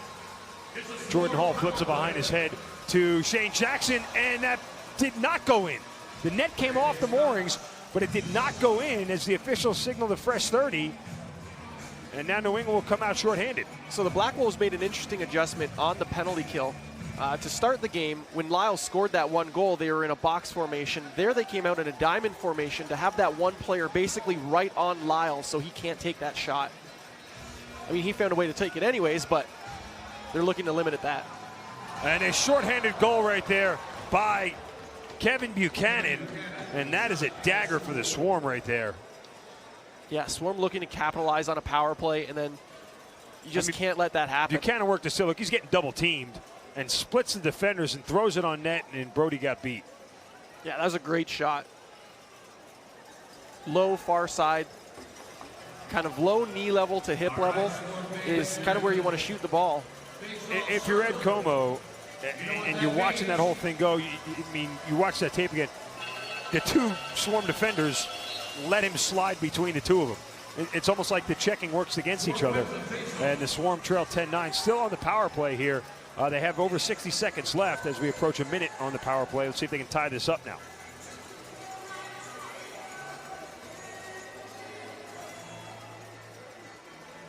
And Swarm now flipping the ball, working back and forth. 8 on the shot clock, waiting for the right opportunity. To Jordan Hall in the middle. Shot is wide. And the ball is loose, and the Swarm are going to get a shot clock violation. And it'll be New England coming back out shorthanded again. And interestingly, New England went back to the box formation on the penalty kill. And quickly spurting around some defenders is Kevin Buchanan, who scored the last shorthanded goal. Now he gives it back to Evans. Evans pump fakes, works his way backwards, falls down, throws the ball on the turf to Kevin Crowley. And with 5 on the shot clock, a low shot from Brody is saved. And it's stuck in his pad, so they'll wait to start the clock until he can clear it out, and then does.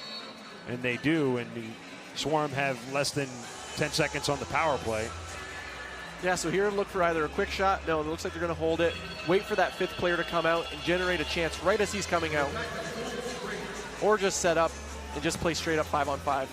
And that's what they do. The shot is wide. The long rebound comes out to Lyle Thompson. He works around a couple of defenders and then pulls up. A Swarm player's down on the turf and not moving. Can't see who it is from this vantage point. That's Randy Stotts. Yeah, I can tell by his head, but he had a weird-looking check come delivered to him as he was taking that shot. Looked very awkward.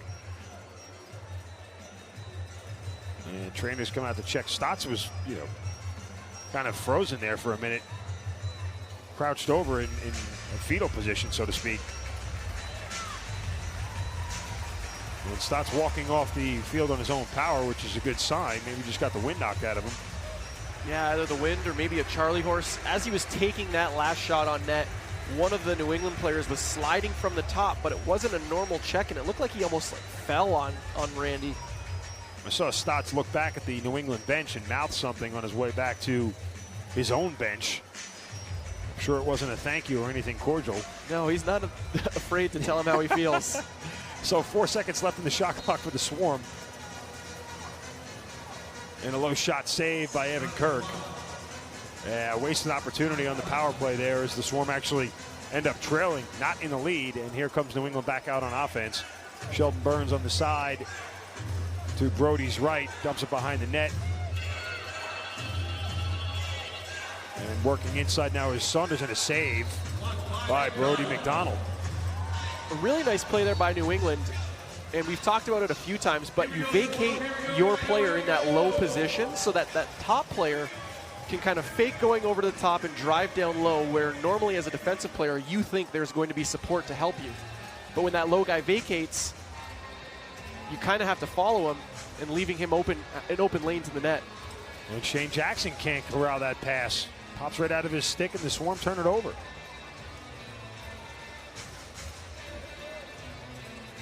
It just seems like it's one of those nights, Drew, where nobody can catch a pass. I mean, it's very odd, because that's been a hallmark of this team all season long, is crisp passing, and great ball movement.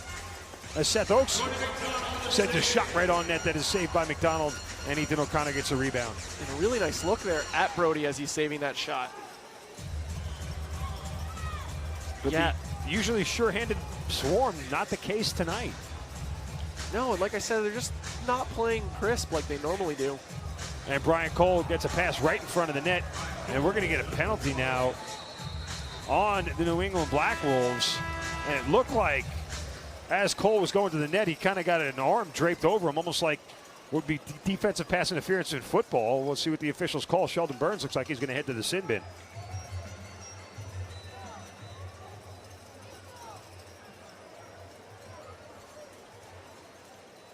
And we'll wait for Chris Williams to give us the official word.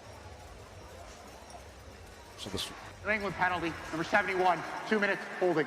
Yeah, he's either holding or interference or something to that like, but you can see Cole cutting to the net. Yeah, and that's as much as interference / holding you can get there. You see that arm draped over his right side.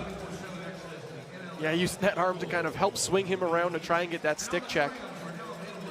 So the Swarm back to the power play now with a chance to tie it at 10 as we have 4:34 left in the third quarter. We'll take a timeout, come back with the Swarm power play. You're watching Georgia Swarm Lacrosse on NLL.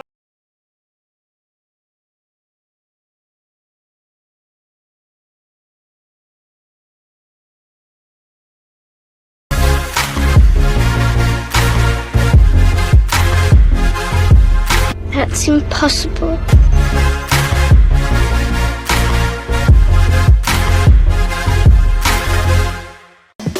Tonight's game is brought to you in part by Sports Interaction, Canada's home for worldwide sports betting. Bet responsibly at sportsinteraction.com. Disclaimer, only residents of Canada may open an account with Sports Interaction. The service is not available to users outside of Canada.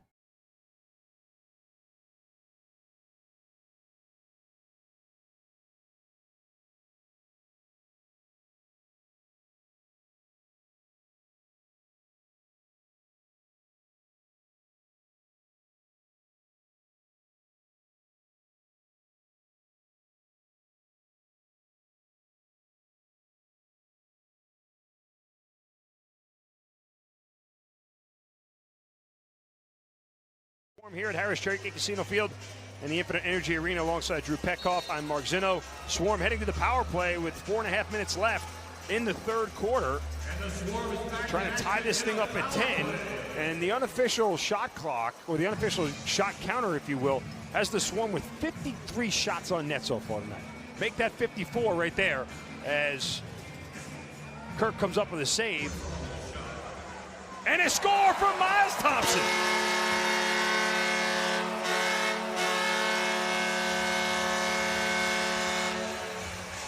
So Miles Thompson buries at the end of 2 behind-the-back shots. And I think he goes short side on Kirk, maybe catches him leaning. But this is the ball movement. I know it's the power play, but this is what we're used to seeing. Right there, just pump fakes and goes and beats him short side. And a great finish. Takes that step out, freezes. I use that word often, but every time you can kind of pump fake or step out to make the goalie think you're going to go somewhere where you're not, freezing the goaltender to bring him far side and then just buries it short. 6th goal of the year for Miles Thompson, knocks things up at 10. And a nifty move there on the faceoff, throwing it all the way back to Evan Kirk to quickly get it back out. Yeah, Thorn Bear's definitely a faceoff veteran.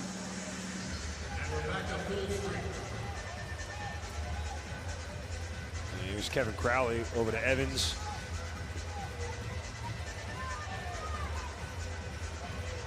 And now back to Kyle Buchanan. Evans gets it back. 6 on the shot clock. Evans getting checked up by O'Connor, looking for help as Crowley hits the deck right in front of Brody McDonald. And a shot clock violation, and that was a great defensive set there for the Swarm. And oh, by the way, I don't want to jinx it, but mention Sean Evans, after 15 shots in the first half, been relatively held in check here with 3:33 left in the third quarter. Yeah, a cross-checking penalty. For Krepensek. I didn't see it. I think it was when Crowley hit the deck right in front of the net. But that's unfortunate because it was a very good defensive possession. It was. And listen, the only reason I would give the validity to call is Kevin Crowley is a big dude. And to knock him down to the turf is not easy. So he must have hit him fairly hard. Krebensek's got that secret strength. Ah, there it is. Crowley now at the top behind the head to Evans. Shot and a save from Brody, but picked up on the rebound is Buchanan. Kyle Buchanan, that is, gives it right back to Evans. Crowley sends it towards the net. Save again by Brody. Crowley gets it back. Swarm are going to have to get one of these rebounds. Evans working his way in the middle. Ball's loose in the turf. Picked up by Culp. Thrown in the middle. And a check on Pat Saunders. Shot is wide. The Swarm get the rebound. I think New England wanted a penalty there and didn't get it. Yeah, and that was close. I was going to say, I was surprised. Hey, take it where you can get it, but that was a pretty solid check in the back there. We'll call it good defense. Yeah. And the Swarm had 2 real good defensive plays where Brody ends up making the save. On that first one, the Swarm player gets in the shooting lane. And Jordan Hall with a shot out net shorthanded, try to give the Swarm the lead. Yeah, and as a defensive player, you're always talking about getting in the shooting lanes to alter shots. So they did it pretty well on that first shot that New England had on the power play. I couldn't tell if they really changed Kevin Crowley's shot from the top, but Brody saw that one pretty well also. 40 seconds left in the penalty to Alex Krepensek.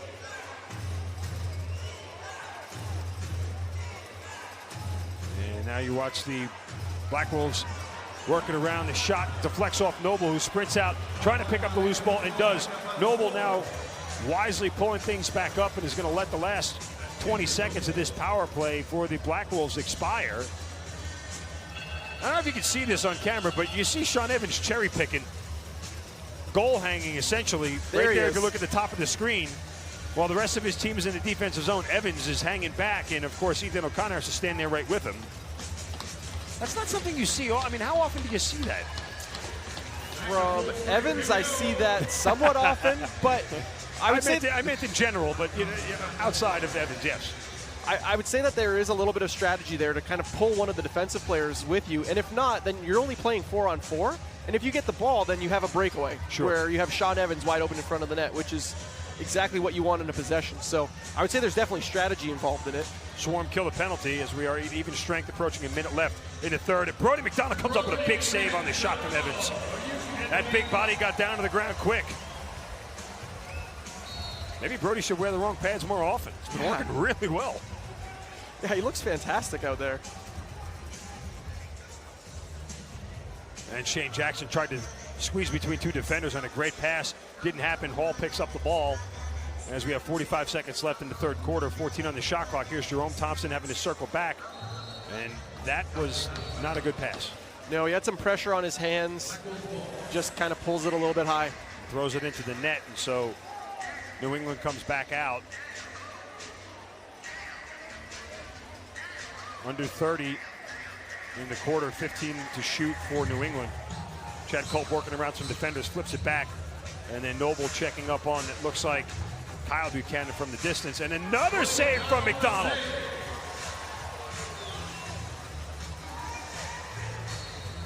.9 left.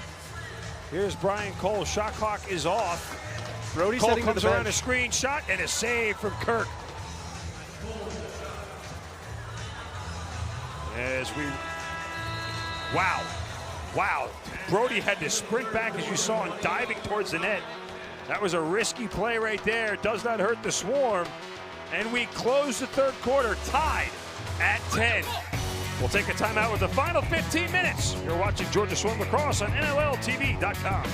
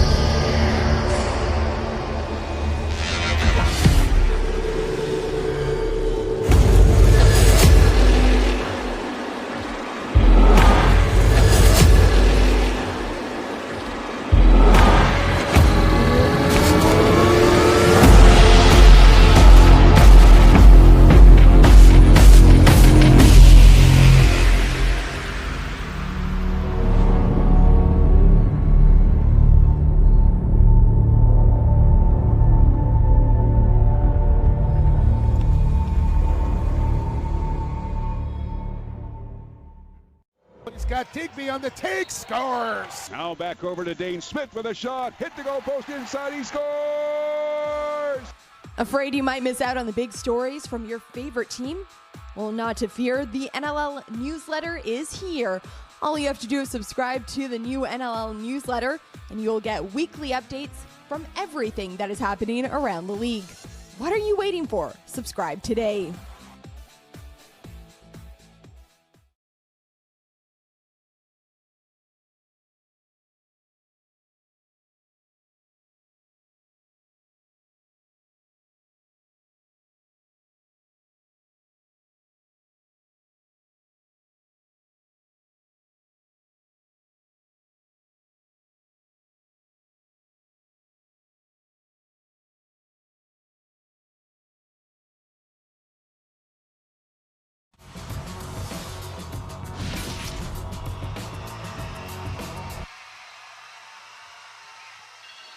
Welcome back to Harris Cherokee Casino Field at the Infinite Energy Arena.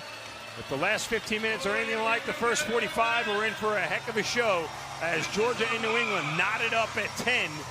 And remember, folks, the Swarm gave up 6 goals in the first quarter alone. They've only given up 4 the rest of the way in the last 30 minutes. So defense certainly has buckled down. And the offense has picked up, and you get the feeling whoever has the lead, you know, when you get to that like 3 or 2 minute mark, might end up winning this game. So you'll see a lot of high pressure possessions here going forward, Drew. Yep, there's the defense has really just turned around, limiting the inside shots that New England's taken, and Brody's seeing the ball well from the outside, and it's going to take a little bit more than that to get past Brody at this point. So it'll be interesting again to see how hard they work to get to the net, and same thing with Georgia. McIntosh and Thornberry on the faceoff. Thornberry wins it. Swarm at 56 shots through 3 quarters.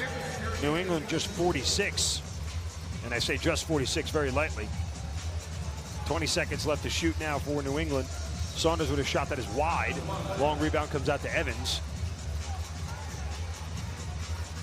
Evans looking inside. Now pump fakes, works around Rannigan. Shoots in the middle, saved by McDonald. And they're going to say it's a crease violation regardless. Quick outlet pass to McIntosh all the way up in the offensive zone. He'll wait for some teammates. And McIntosh will head to the bench. As this is the Thompson set. All 3 Thompson brothers out. And a shot and a score from Jackson. Or is that Miles Thompson? Wow. Yeah, so that's Forgive me. That's that delay off the bench. Well, he shot that from the left-hand side, so it's easy to get confused there. But that's a delay off the bench where you send a guy late, and he comes in with his stick on the outside. And he was standing right behind Shane Jackson. Yeah. And I saw Jackson just turn and start walking to the bench like he did it all himself. Thank you for the pickup there. But Miles Thompson with his 2nd goal of the night. Shane Jackson did a lot of work there to set that seal on those 2 New England players so that when Miles comes off the bench last, he gets that pass, and normally as a defensive player, as soon as someone gets the ball, you go to the inside lane to prevent that shot. His stick is on the outside, gives him a different angle to shoot at, and it kind of confuses the defense. Swarm grabbed their 2nd lead of the night at 11-10. And they've never led by more than a goal. As a shot from Lyle Thompson is a save from Evan Kirk. And that was good defense by New England because, again, they jumped into that inside lane and got a stick on Lyle's hands as he was about to shoot.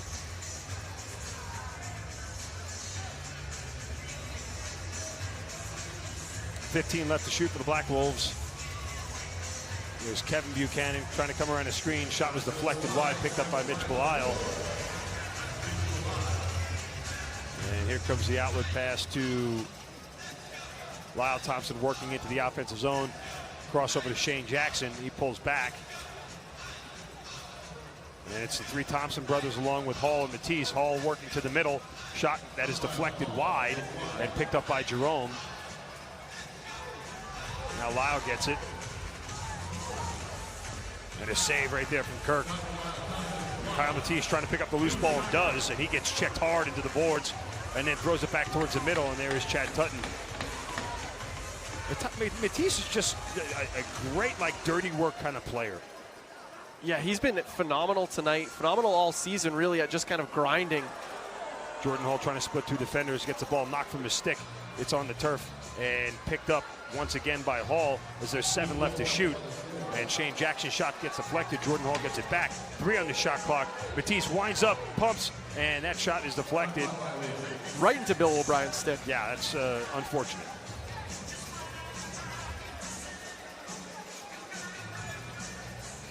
Two and a half gone here in the fourth quarter.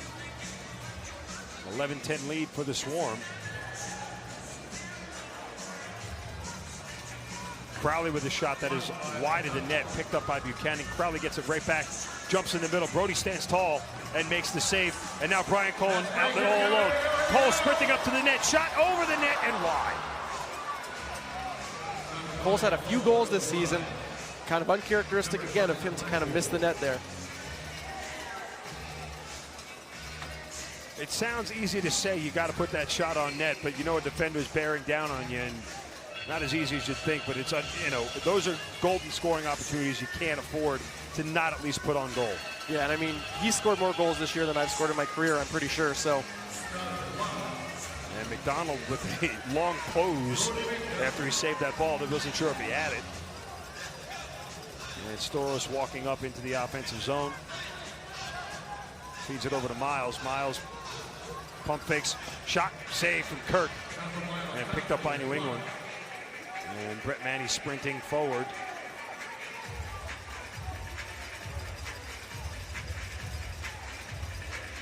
.20 seconds left in the shot clock for New England. So interesting to see here, Miles Thompson's back on defense, kind of got, not caught, but made a good defensive play to get back. It's going to be interesting to see if New England tries to capitalize that. Here comes Buchanan around the screen. Shot and a save from Brody. It was a big save. McDonald deflected it wide. Swarm trying to pick it up. Ball's loose in the turf, and then finally do. Krepinski gives it out to Miles, and Miles will handle things from here.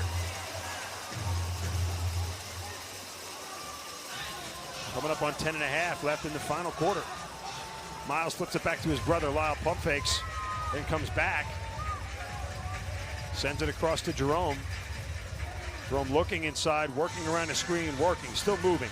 Moving to his left, pulling back up. 5 on the shot clock. Ball's knocked out of his stick, loose on the turf, thrown in the corner, and it'll be a shot clock violation on the Swarm. Yeah, good defense there by New England. I think he tried to get too fine there. It almost seems like he was waiting for the perfect shot. There's a fine line between that, Drew. There definitely is, and Jerome had a half step kind of over the top, and really, it's an okay shot from there, and like you said, he's looking for a little bit better quality of a shot. Ball loose on the turf, picked up by the Swarm. And McIntosh finally grabs it. Ooh, almost a fast break opportunity there. Just a little bit of a mishandle between Brody and McIntosh. McIntosh waiting, shoots, scores!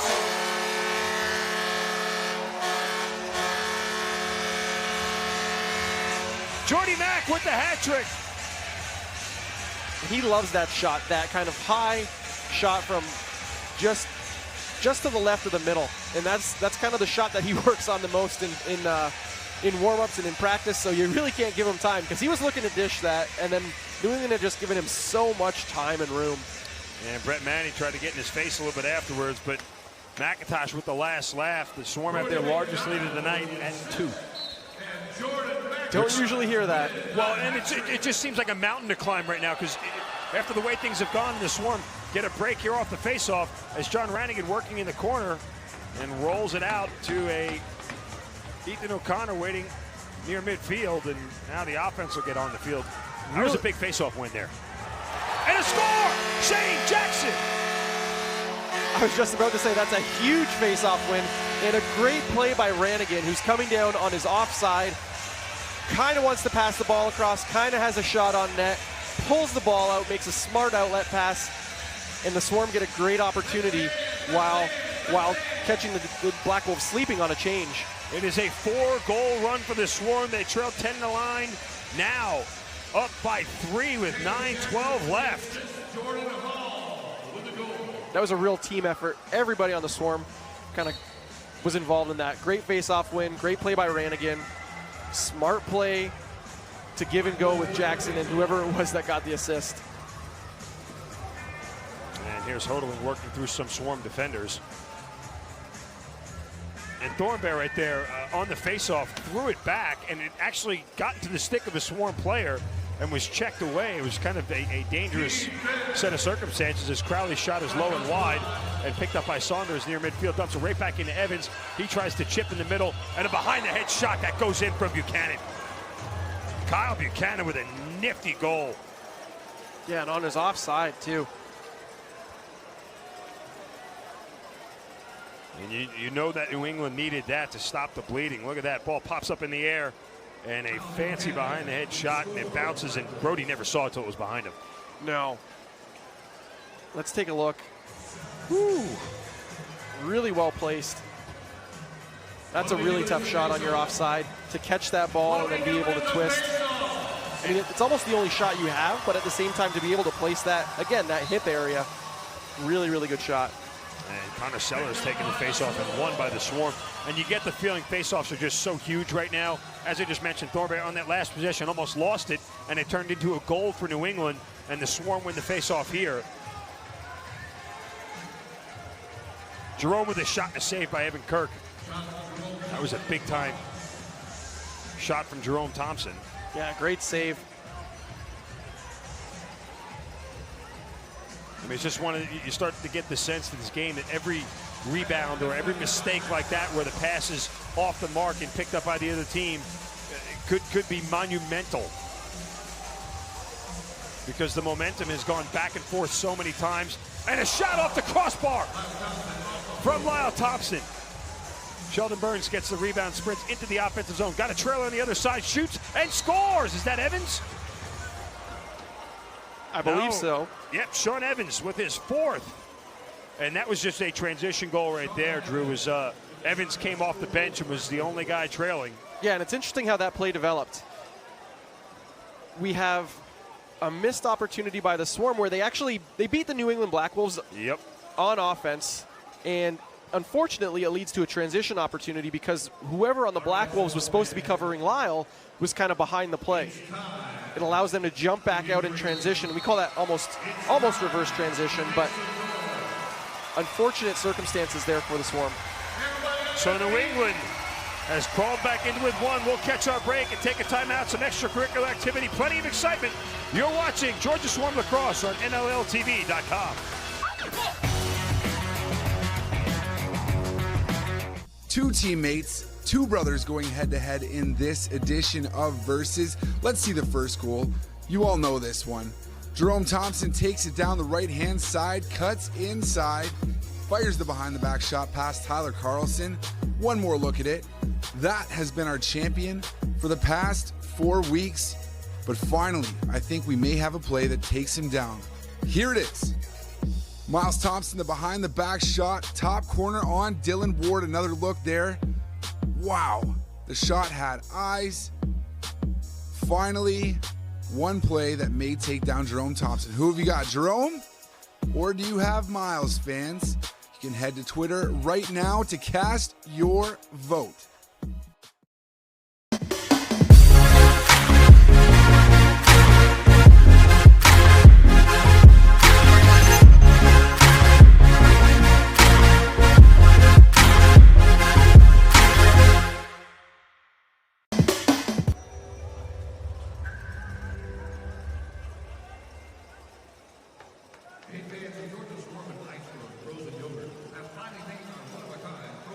The NLL would like to welcome Sports Interaction as an official partner in Canada for the 2017 season of Sports Interaction. Canada's home for worldwide sports betting. Bet responsibly at sportsinteraction.com.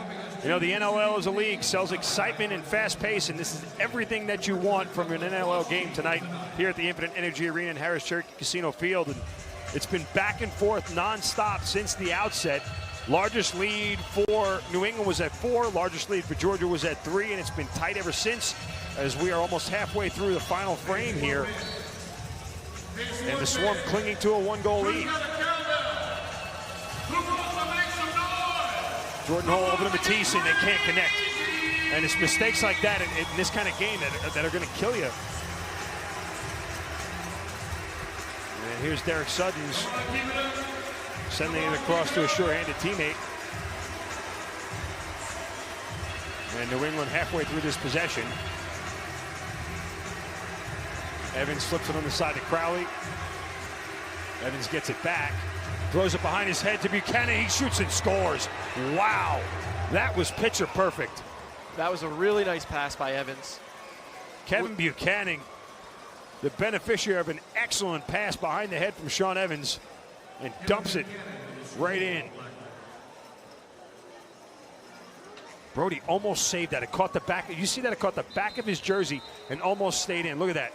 Yeah. And is there a flag? Yeah. I was going to say, looking at that replay, I would think about throwing a challenge flag, and as I'm thinking that, the ref blows the whistle and the flag is thrown. So if you watch that, it's not actually clear to me that the ball crosses the line.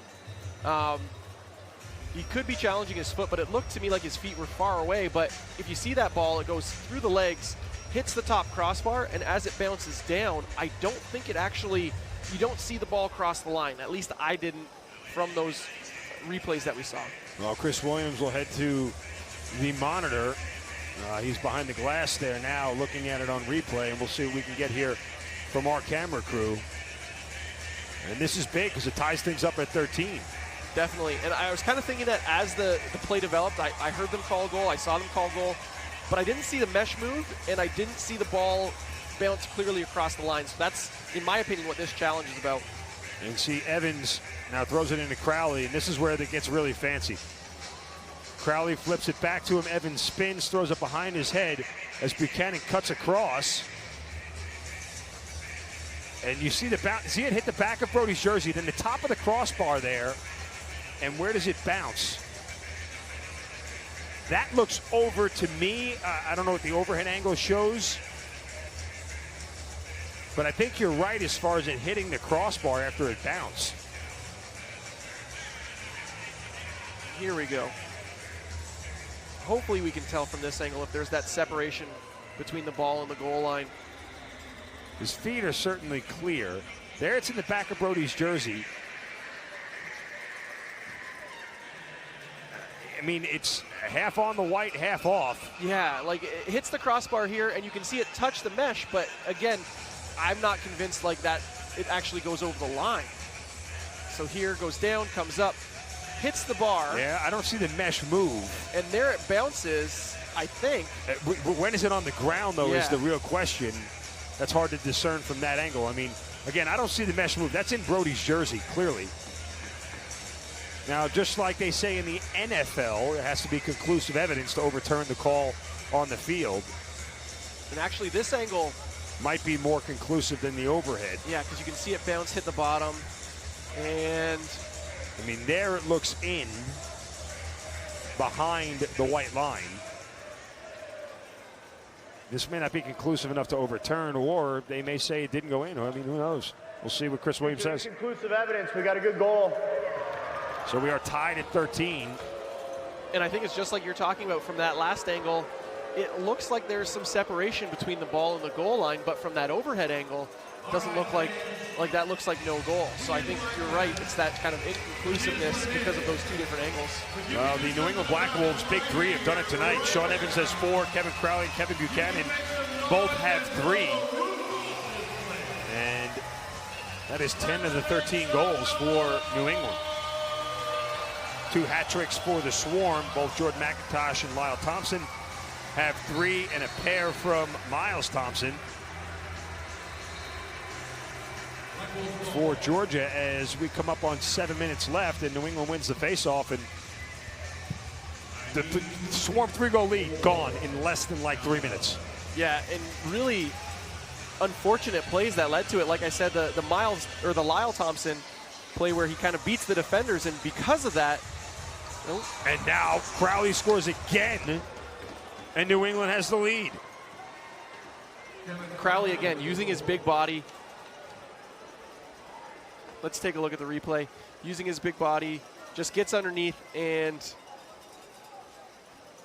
Was Tutton expecting help coming from up front, because he stayed behind him the whole time, which is not something you want to do with a player like Kevin Crowley. Right, and again, earlier in the game I talked about New England kind of doing that play where you vacate underneath, and I think that's kind of what happened. And as Crowley was driving down, Tutton's on the top side, which he should be, and it looked like you kind of saw a Swarm player just kind of run up. And I think Tutton thought that that player was underneath to support him, but that player just kind of ran past. So New England back to a 1-goal lead here, 6.5 left to play. Jerome Thompson gives it over to Miles. Miles trying to come around the screen, dumps it back to Jordan McIntosh, can't get rid of it as his stick was being tangled up. Finally gets a shot on Kirk that is saved. An unbelievable play for McIntosh to catch that ball and be able to get a shot off, but not quite good enough to beat Kirk.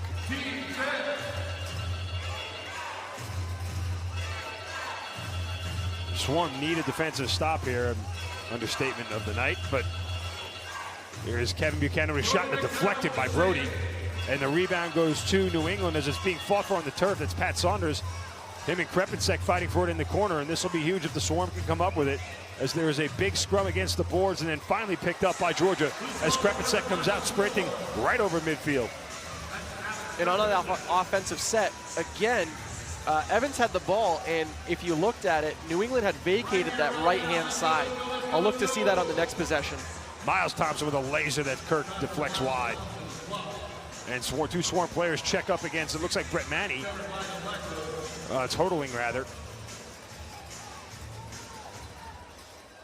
So what I'm looking for here again is that whoever's the top, the high side right-handed player, so on Evans' side, Evans has the ball, to kind of, they vacate underneath. Chad Culp working around Connor Sellers for a shot that is saved by McDonald. And actually that's what they just did on the left-hand side, but weren't able to generate quite the same chance. The rookie Sellers finally dumps it off with 18 on the shot clock. And Jerome Thompson looking in the middle. Now he's got some room, fires, and a shot deflected, never made it on net. And then Miles fighting to pick it up, ball still on the turf. Sheldon Burns finally gets it.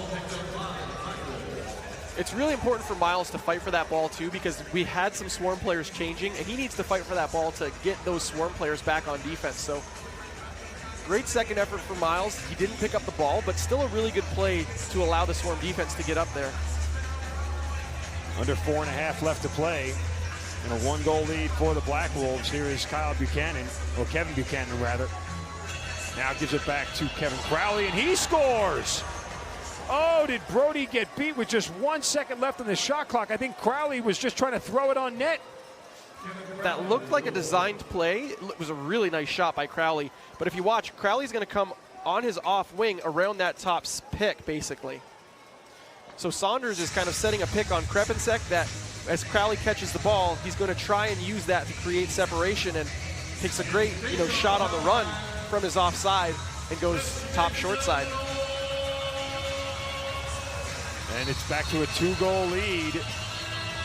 And the face-off violation will give the ball to New England when we come back.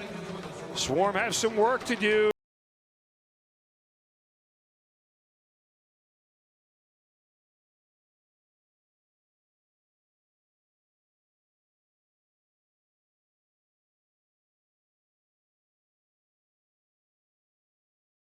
Mia, I send it over to you for your Unstrung Hero of the Week, a player that may have not chipped in on the score sheet, but contributed to his team's successes in other ways.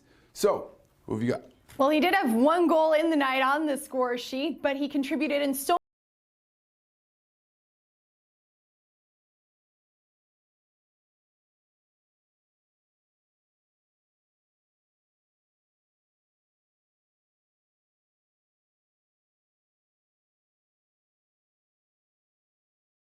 The Colorado Mammoth really led when it came to possession, and a lot of that had to do with Dan Coates' performance. Just take a look at the numbers here.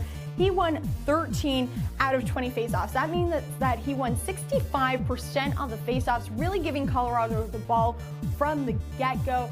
They were in possession for the majority of the game, coming up against a team that hadn't dropped a game yet this season. And again, of course, he had that 1 goal in the night too, so that is why I have to give my Unstrung Hero this week to Dan Coates. And now Mia.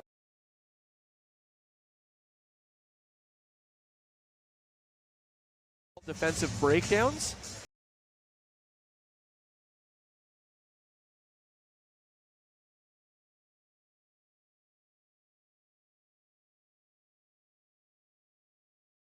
Ball. make crisp passes, and really generate chances on the inside. They've got a couple shots from the outside now. I talked about that being a key for New England going into the game. Georgia had been pretty consistent at getting to the inside, and I haven't quite seen it as much today. So they're going to look to get to the inside to get those quality shots and just play settled back, smart defense, and get some pressure on Evans. Well, the action hasn't disappointed at Harris Cherokee Casino Field and the Infinite Energy Arena tonight. Let's hope the Swarm can erase this 2-goal deficit and get out of here with a win. As Buchanan working inside, shot is wide of the net, picked up by the Swarm. And coming out in transition, Connor Sellers sprinting up to the offensive zone and then pulls back.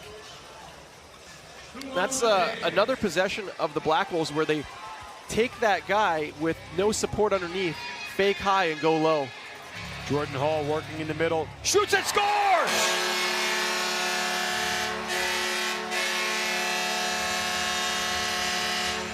Boy, did the Swarm need that. Hall just created a little space directly in front of the net and bounced it right by Evan Kirk. Yeah, he does the exact opposite that New England's been doing. He fakes low, goes high where there's no support, and squeezes that shot in between the two New England defenders. I think that Bucktooth and it looked like Hodling there almost screened Evan Kirk on that shot. Yeah, I think they were both sliding to support over top, and it looked like he almost just snuck it right over one of their shoulder pads. So obviously a tough ball to track for Kirk. And the faceoff finally corralled by New England. With Zach Reed getting checked up hard. Now the Swarm get the ball back. Rannigan throws it in the middle to Tutton, and now the Swarm corral it. What teamwork that was by Georgia to get that ball. Yeah, and Rannigan took, it looked like a hard spill. Yeah. Whew. 2 hard spills, really, and makes a great effort to get that ball out. I don't know how he got that out. And Georgia tried to do an old sneak play. Yep. Oh, Thompson almost snuck it past Evan Kirk. A long outlet pass to Zach Reed, and now he pulls it back. Smart play.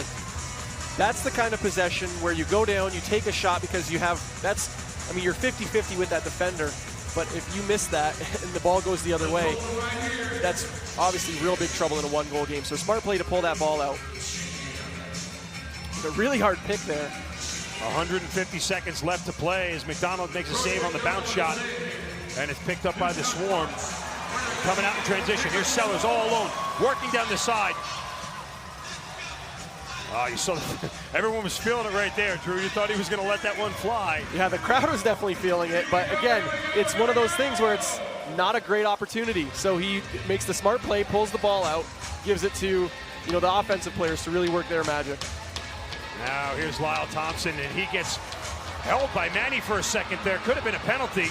And I think New England's gotten away with 2 kind of close calls, a pick at one end and almost a hold at the other end. I mean, he clearly put his arm around Thompson as he was about to wind up to stop him.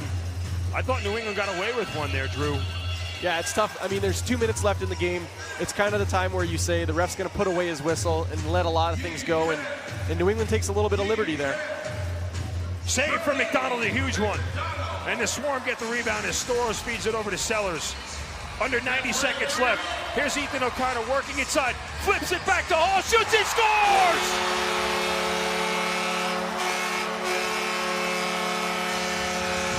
And right there, a great play, a great heads-up play by Ethan O'Connor, OC we call him. He catches the ball. He's got the defender on him, but he looks over his shoulder, sees the Swarm player coming off the bench right here, makes a nice flip. And Hall just finishes the deal, tying things up at 15. Runs underneath that pass, yeah, and makes no mistake. And you see O'Connor's reaction. That was awesome. So 1:21 left. You want to talk about a huge face-off? Definitely. A huge face-off, and if the first shot on net is not a goal, that's a huge possession as well. Hall now with his 3rd goal tonight, 2 of them coming here in the 4th quarter. Eddie Como saying all the right things. Georgia was down by 3 goals. And they fought all the way back in this thing here in the last 3+ minutes, Drew. Yeah, great effort by everyone on the team to really just kind of focus on just being positive, keep doing the right things. There were still a couple mistakes in there, but again, everyone's focused on doing what they can to get this comeback rolling. And a great play again to headman the ball. Ethan O'Connor looks over his shoulder, sees Hall coming off the bench, lays the ball out for him to run underneath, and a great way to tie this game. So 30 goals, over 110 shots in this game between both teams. Fastest game on 2 feet, you ain't kidding. Definitely, and that's a really high shot total for both teams to have that many. So Thornbear and Jordan McIntosh in the faceoff circle. One more look at this goal. Here's OC throwing it, as you said, nice and high, all alone. One quick shot down low, boom. And O'Connor loves it. In under 2 minutes, so their mandatory review of this goal. I guess checking from every angle, making sure that Ethan is not in the crease when the ball goes in the net, but clearly he's behind the net. So I'm actually a little confused as why it's taking this long. Yeah, but I guess. Are they saying that Hall's foot may have landed in before it got in the back of the net? That's the only thing I could think, because he was following through. And as you said, O'Connor was clearly, behind goal line extended and out of the way. But we'll see if his foot, that ball's in the back of the net before Hall even lands. Yeah. No, maybe it was just that angle we needed to see, because now they're ready to play again. And Chris Williams will give us the official word. Got a good goal. There you go.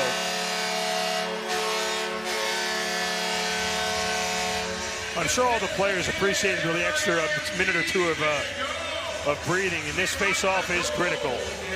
These two have gone at it in the face-off circle all night long. You know what, I think the players might have, but I'm not sure about the goalies. That's got to be nerve-wracking. 15-15, a minute 20 left. Swarm get the face-off. Every pass critical, every decision critical. As we have 70 seconds left, and he scores! Jordan Hall again!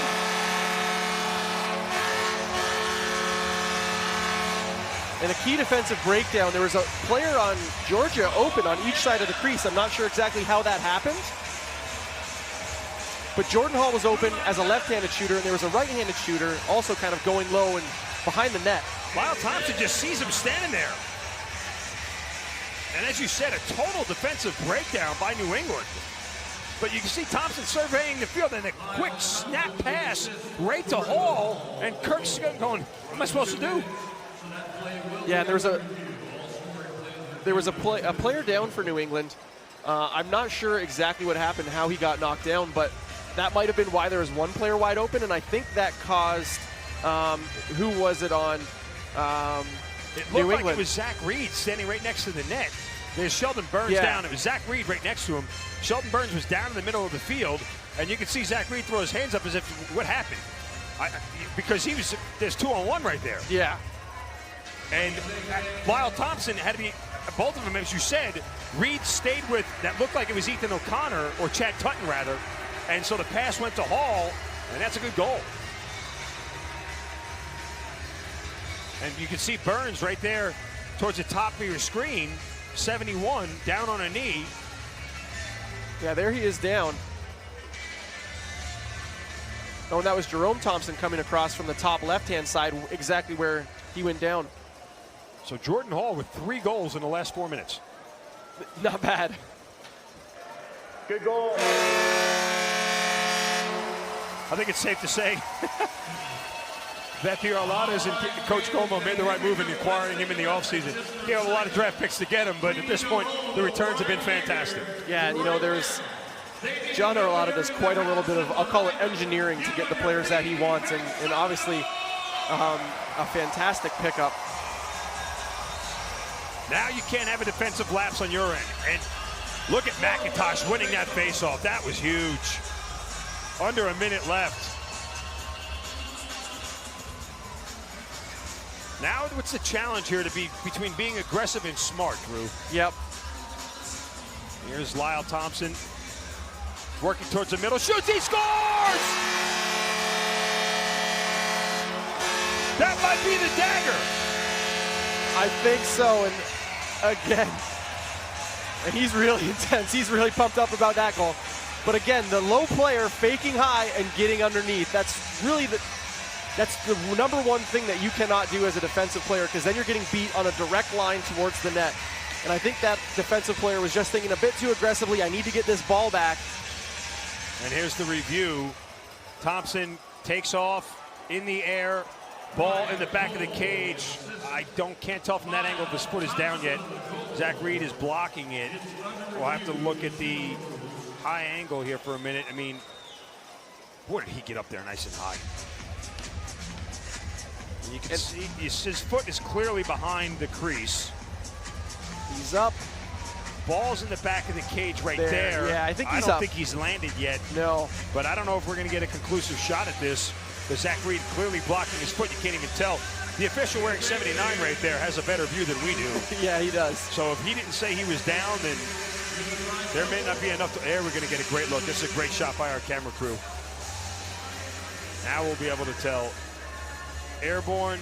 Oh, boy, is he skying. I can't tell where the ball is at that point in time. No. And you see it just kind of tweak the mesh right as he's landing, but it's where the ball is, where the ball crosses the line. Where the ball crosses, right. So as long as he's airborne when the ball crosses in the back of the net. And you know what, I'm not really going to say anything because I think the last two controversial calls I was wrong on. I mean, for a game that has been back and forth nonstop, as we get one more look at it here, maybe this will clarify everything for us. We know he's in the air right there. That ball has crossed the net already. Yeah, and he lands when Kirk is fully extended up. Oh, and Kirk still has a long way to go. Yeah, there he is. You see where his foot lands. That's a good goal. Yeah. Due to inconclusive evidence, we got a good goal. But as we mentioned, the game was back and forth. Now remember, Georgia led 13-10. They were down 10-9, scored 4 in a row, led 13-10. New England came back and took a 15-13 lead, and the Swarm have scored 4 more in a row to take the lead right back. 44.6 left, and New England has pulled the goalie, and the ball is loose on the turf, and New England has to rush to get it. They need to get a shot quick. And they're not getting that quick shot. Ball's thrown all the way down the opposite end. Shot clock is off. And we have under 20. There's a shot deflected. Ball is loose. McIntosh picks it up. He'll run out the final 10 seconds. And the Swarm are going to go on to get a thrilling victory here at Harris Cherokee Casino Field in the Infinite Energy Arena. The horn sounds, Swarm win. What a game, Drew, absolutely. It started out bleak for the Swarm. Mike Poulin didn't have his best night. Trailing by 4 goals early, tied it up at halftime, tied at the end of the third quarter, and the Swarm end up with a 2-goal win. What an unbelievable game from both teams. The heart being shown by both teams to kind of continuously come back was just phenomenal. So the Swarm defeat the New England Black Wolves again, 17-15.